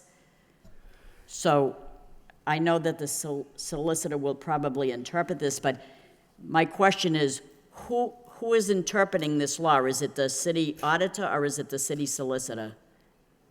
Who's the? Do you want to speak, Counselor, or do you get an answer to Council Mercer's question? You need to answer first. So if can we refer to, this is city auditor, correct? Or probably a combination based on the contract, law department and auditor? Yeah, let me just clarify one piece of the example you gave. So if you took Monday off and then worked your regular schedule Tuesday through Friday and then worked on Saturday, it's not that you wouldn't get paid any overtime and it ends there. You would then get that vacation time back that you used. So it's not that you're working for free those hours, if that makes sense. And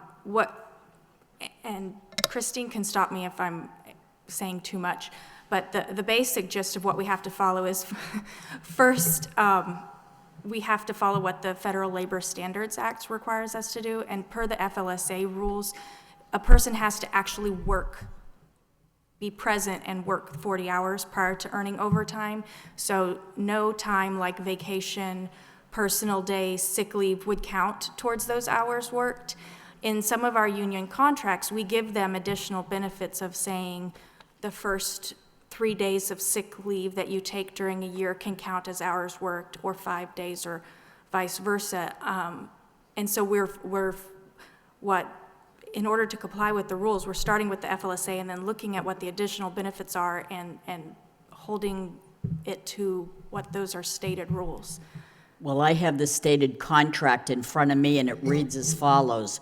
For the purpose of counting 40 hours in any week for computing overtime, sick leave absences and vacation day absences shall count as time worked, provided that such absences are not the day prior to or the day after the holiday.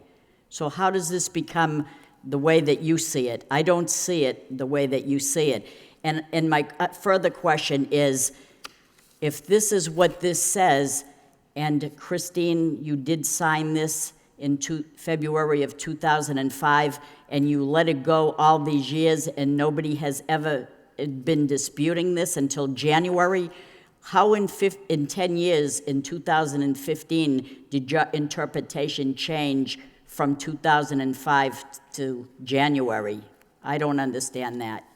So these are my questions, and it isn't that you owe me an explanation. I wanted the unions to be listening to how you arrived at this, because I didn't negotiate this. I didn't sign this contract.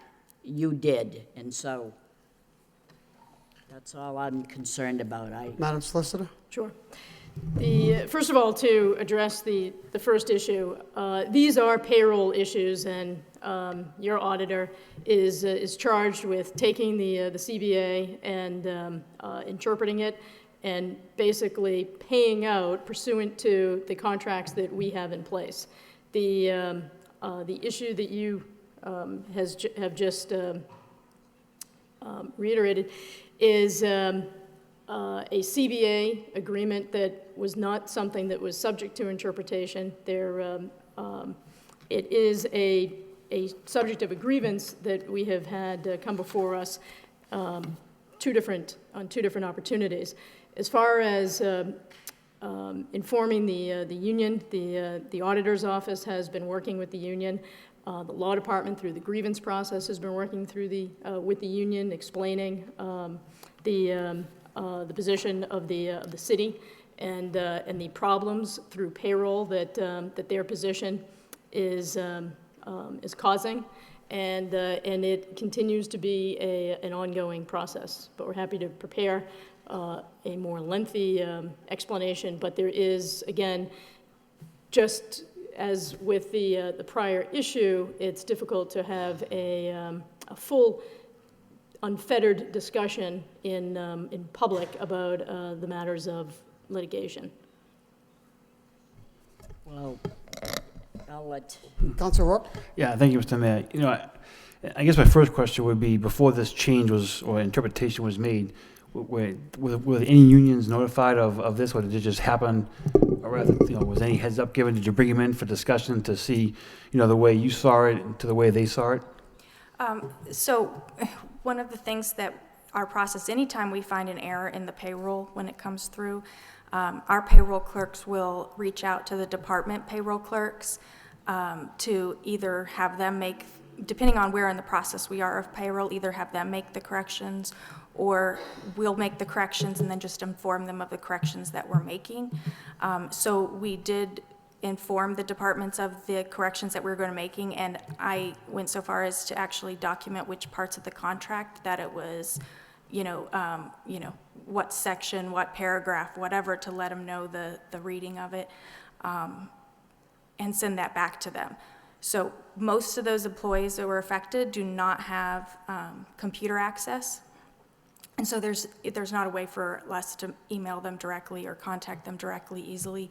So we rely on the payroll clerks in the departments to kind of be the intermediary to get the information back to them.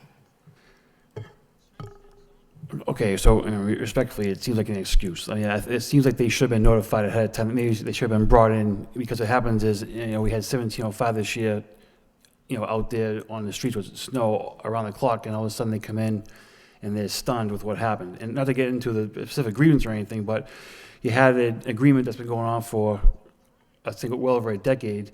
So I'm sure, past practice kicks in where they're used to a certain amount of time.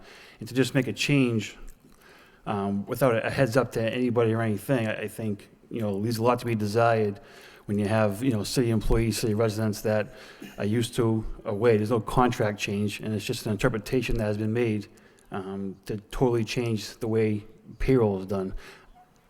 Can I just clarify one thing? There's only one piece of that contract that really required an interpretation. Everything else was very clear. And to be honest, I didn't feel 100% on the interpretation, which is when I took it to the legal department and asked them for the history, because they were here. I wasn't here when that contract was written. And they did an extensive amount of research on looking back through it. I also did go back through prior auditors' files, and I found multiple occasions where the auditor notified the payroll departments to correct certain things and make sure they were following the written contracts. So it's not been something that just showed up. It's an ongoing issue that has been tried to be dealt with over the years. Yeah, so I guess the concern I would have is, you heard Councilor Mercier read verbatim the contract, and you had an interpretation that was totally different than what the contract just read. So I guess what led to the change of, interpretation or of heart in the matter? I'm not sure exactly which section of the contract she was reading, but there's a lot of different, Chris can talk about this, but there's a lot of different overriding sections throughout the contract. I don't think that was in the main overtime section, because the main overtime one, at one point they had the first 5 days of sick leave and 5 days of vacation counted as hours worked, and then back in the 05 version, they pulled out the 5 days of vacation and just left the 5 days of sick as counting as hours worked. So I'm not positive of which section Councilor Mercier was reading. Christina?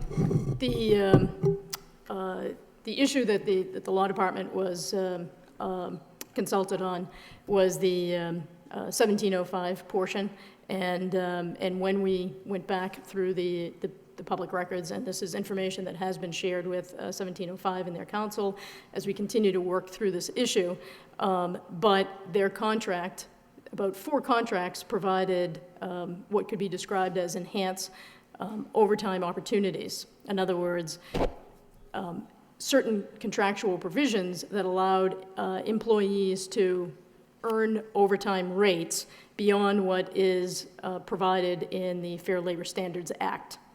The 1705 was one of them. They had language that is very similar to 3 other units.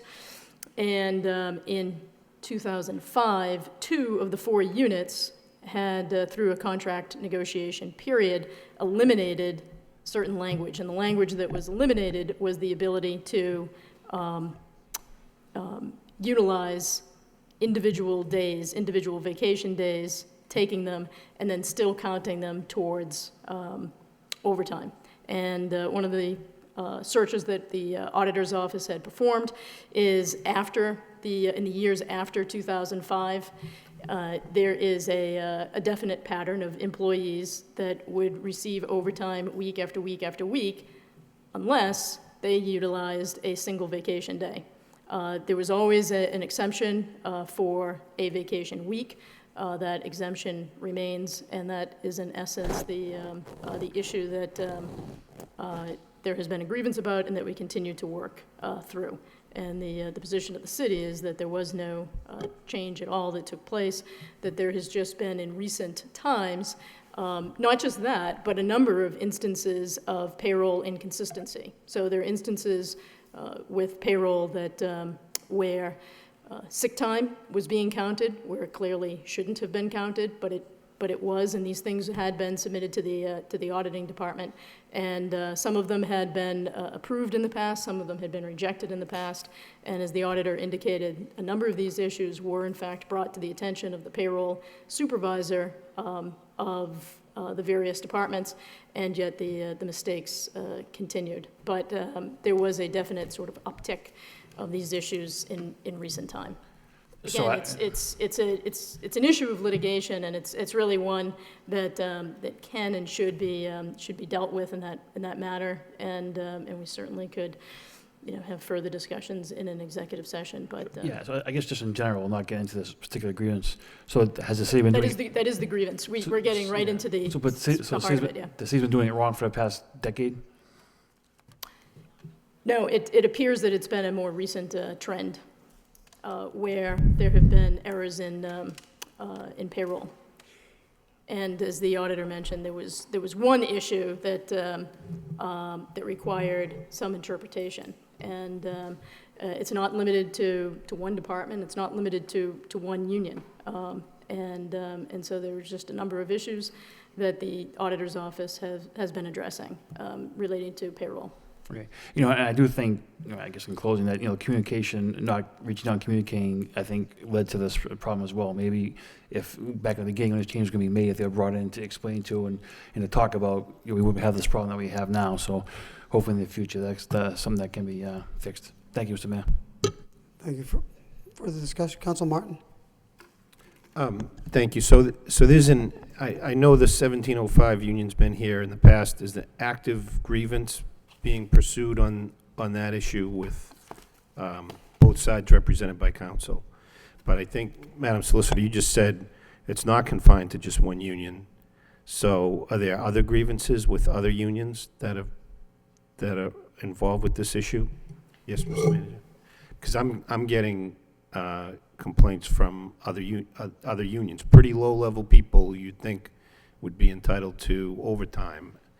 After 40 hours, I was out sick on Monday and my boss wants me to work late Friday night.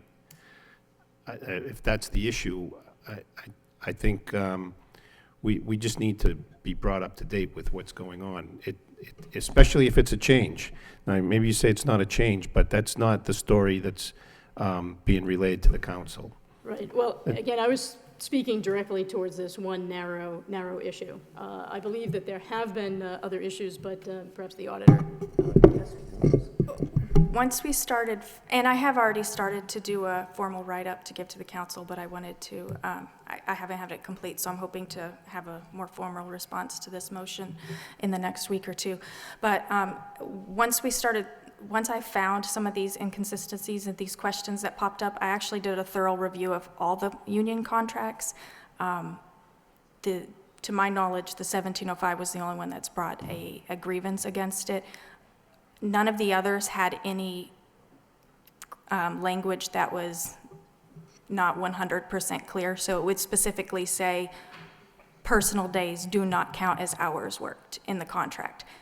And yet they were putting in the payroll as if personal days were counting. So those were very clear, cut and dry corrections to make because they specifically were laid out in their contract. And I don't know, every person that has called my office to wonder what the question is, where does that come from, I have spoken to personally, given them the exact information, where in the contract it has been. I've discussed it with all the clerks. To my knowledge, like I said, 1705 was the only one that's filed a grievance on it. Well, they're not the only ones complaining. I understand that. And I also understand that not all the information going around is 100% accurate as well. We've tried to correct some of the information that's going around as we hear about it, but it's... Well, that's all we're doing too, is as we hear about it. We Right, don't know right. anything about this, so I think it's getting to be time. I did mention, and I said, manager, we'd give some leeway when you thought it was appropriate, but it's now going into other departments, and none of us have adequate responses for people, so that's problematic. Councilor Kennedy, but can I suggest that at some point in time in the future that we go into executive session to get an update so we do know how to respond to concerns that we're hearing from employees? Councilor Kennedy? Thank you, Mr. Mayor. My question through you to the city solicitor and the city auditor. You mentioned in your remarks that there may be some confusion or people might be unclear about certain provisions in the contract. And you also mentioned earlier in your remarks that there were overriding provisions.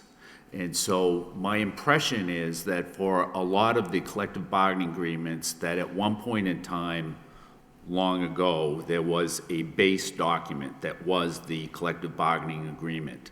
And that as time has gone on and those contracts have expired, that rather than to create a new base document, what has been done is there's been an amendment with provisions in it that override things in the existing contract, and then the next time it expires, the same thing is done, so that you end up with the First Amendment, the Second Amendment, the Third Amendment, and so on and so forth, until maybe you get to the 23rd or 24th Amendment. And what that does, just the burden of that number of amendments to the existing, to the original document, that alone would create confusion. Now, that's my impression. I don't know that to be true, but is that true for most of the collective bargaining agreements that we have? And if it is, would it be your recommendation that we do something to try to clean those up so that that isn't, I mean, that can't go on forever like that. Yeah, absolutely. That's one of the things that I've made several recommendations. Probably I'm kind of a broken record about it. Is some of these contracts, some of them aren't so bad. There's only 1 or 2 amendments, and they don't have major changes. I know one union in particular, the last comprehensive one was, I think, back in the 80s. So some of them, I mean, it was quite time-consuming to go back through, because what I had to do was start with the base contract and then go and look at every amendment and say, okay, did any of these amendments affect any of the overtime portions of these contracts, and work my way through. So, I mean, I can definitely understand where the confusion is coming on, and I definitely recommend that going forward we do comprehensive contracts as opposed to continuing to add these incremental amendments. Would you say that most of the collective bargaining agreements are like that? I would say most of them, they probably on average have between 3 and 6 amendments since the last one. Okay. I know there was at least one that only had 1 or 2, but most of them probably have closer to 5, 6 amendments. And are there some that have even more than that? Oh, yeah. Okay. I have one particular that has a file cabinet this wide of Okay. amendments. And so it probably would be, I mean, I would imagine that would be something, in order to take care of that, Mr. Manager, we'd probably have to go outside for something like that, right, or to clean that up. But it seems to me, I mean, if you had to spend as much Right. time as you did to go through one contract and you had access to those, Right. you can understand where an employee that maybe doesn't have access to all of those and all those amendments, it would be almost overwhelming. And so that they're not going to know, and they're entitled to know, what rights they have under the contract, and they wouldn't necessarily know that without going and doing all the work that you did on that one contract. Right. Well, just one other thing to add is when I did go through all these, and it even makes it a little more difficult, because some of the payroll clerks are doing payroll for multiple unions, so they're not all the same. So what I actually went through and did, because they didn't have before, was I made a 1-page chart of all the different types of rules throughout all the contracts, and tried to make an organized basically reference chart for the payroll clerks to use that I sent out to those departments that are having these multiple unions that they're trying to keep track of. And we also told them if they're missing any of the contracts to request those contract copies so that they can get the full contracts. Along with that chart, I also have, for my own good, in case anyone has a question, a tab for each union saying exactly what part of the contract, where everything is found, that was on that chart. Thank you. Thank you, Councilor. Councilor Rourke, then Councilor Mercia. So under the new interpretation of how you see it, if you have somebody from the DPW, a plow driver, they take a week's vacation, and we have a snowstorm on a Wednesday night, and they come in to plow, they're not getting paid for that, all they're doing is getting their vacation time back? So actually what Chris was just saying earlier is that a full week's vacation does count. So if they're off on a full week's vacation and they have to come back from their vacation, yes, they do get the overtime. So what's the threshold, 2 days, 3 days? It's the 1 week. If it's the one off day or a 2 off day, that's when it's not counting. But I will say, like I said before, there are a few overriding factors. For instance, on some of them, they have a guaranteed 4-hour minimum if they work their full shift, go home and get called back that same day. So there are still opportunities for them to still earn the overtime, even if they have had those sick. Thank you. Councilor Mercia. I'm just going to say this one more time. Let's take a week, Monday through Friday. According to what I'm seeing here, and it is overtime, Article 12, Section 8, amended to reflect that for 40-hour work week calculations, and this is what it says. For the purpose of counting your 40 hours in any week, it shall count as time worked, overtime or sick time, provided that such absences are not the day prior to the holiday or the day after. So let's say that we have a work week, and Monday I took a vacation day. Tuesday, Wednesday, Thursday, Friday, I worked, but Thursday is a holiday. Thursday is Thanksgiving, let's say. So if I took the vacation day on a Wednesday the day before or a Friday the day after, it wouldn't count as a vacation overtime day if I had to come in on Saturday. Do you follow me? So I don't know how this one day on a Monday, vacation day, it says overtime calculations, vacation leave is included as actual hours in the computation of overtime. So I don't know how that, if you had to work on a Saturday, that you didn't violate anything the day before the holiday or the day after. You took a Monday for a vacation and you're going to work Saturday and you're not going to get any overtime, because it says it in this contract here, and it goes from 2005 to 2007. And I don't understand how you can interpret that different, and that's what the calculations are all about, and people are not getting what they signed into. I don't know the interpretation or how you can not understand that. I don't understand how you do not get your overtime. It's as simple as that, and that's how I'm leaving it. Further discussion on this motion? Seeing none, so the auditor, you will provide an updated report, and as well as at some point in time we can get a report on the grievance process and where we are with that. All those in favor of the motion signify by saying aye. And the opposed, motion passes. Your Honor. Councilor Leahy? Yeah, could we just ask through you to the auditor, do you expect that report soon, just so we can put this to rest? Okay, thank you. Moving on to the next motion, we have a motion by Councilor Rourke, request city manager update council regarding scheduling of a new pump station or the repair of the existing pump station in Centerville. Seconded by Councilor Samaras. Councilor Rourke? Thank you, Mr. Mayor.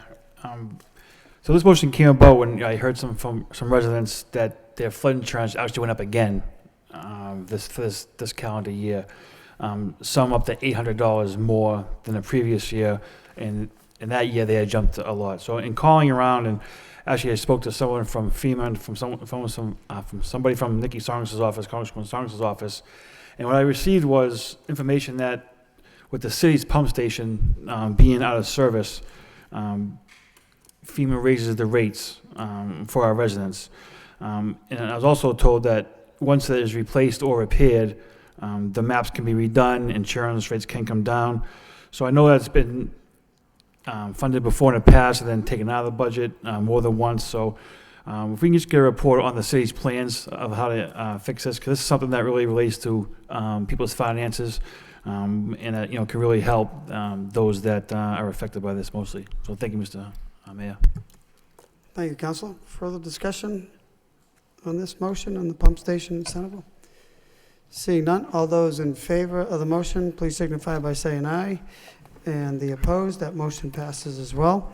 Before we get into the City Council executive session, I have a request to make an announcement. On May 30th, we did this last year, we made the announcement, there is an Eat to Educate Burmese Food and Culture Fair. It's being held at the Calvary Baptist Church, 16 Hastings Street in Lowell, Massachusetts. It's on, again, Saturday, May 30th, from 3 p.m. to 7 p.m. Please come and join celebrating Burmese food and culture. No, there's no admission. The prices range from $1 to $5 per dish, and proceeds to benefit Say Danar Community Development helps to assist 45 young refugee students from Burma.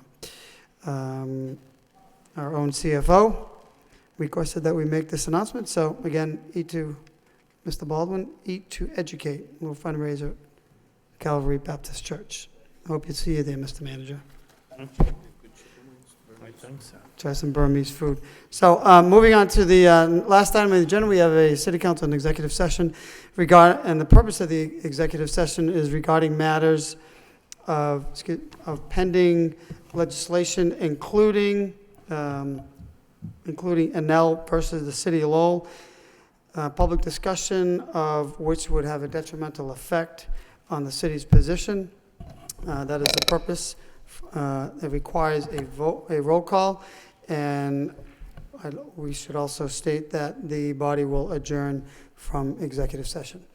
Councilor Leahy? Sure, I just had a quick question. There was an email that we got, and I didn't know if the clerk could clarify it. There was an email saying that the posting wasn't in time for the executive session.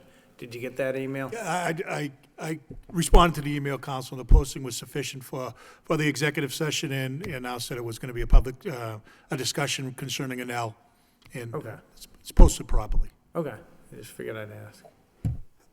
Motion to go into executive and adjourn from executive session by Councilor Mercer, seconded by Councilor Rourke. Roll call. Council Milonazo. Yes. Council Rourke. Yes. Council Samaras. Yes. Council Belanger. Yes. Yes. Elliott. Yes. Council Kennedy. Yes. Council Leahy. Yes. Council Martin. Yes. Council Mercia. Yes. 9 yeas. 9 yeas, this council will go into executive session, and we will adjourn from I don't know. executive Kid session. Chris, get that one or something.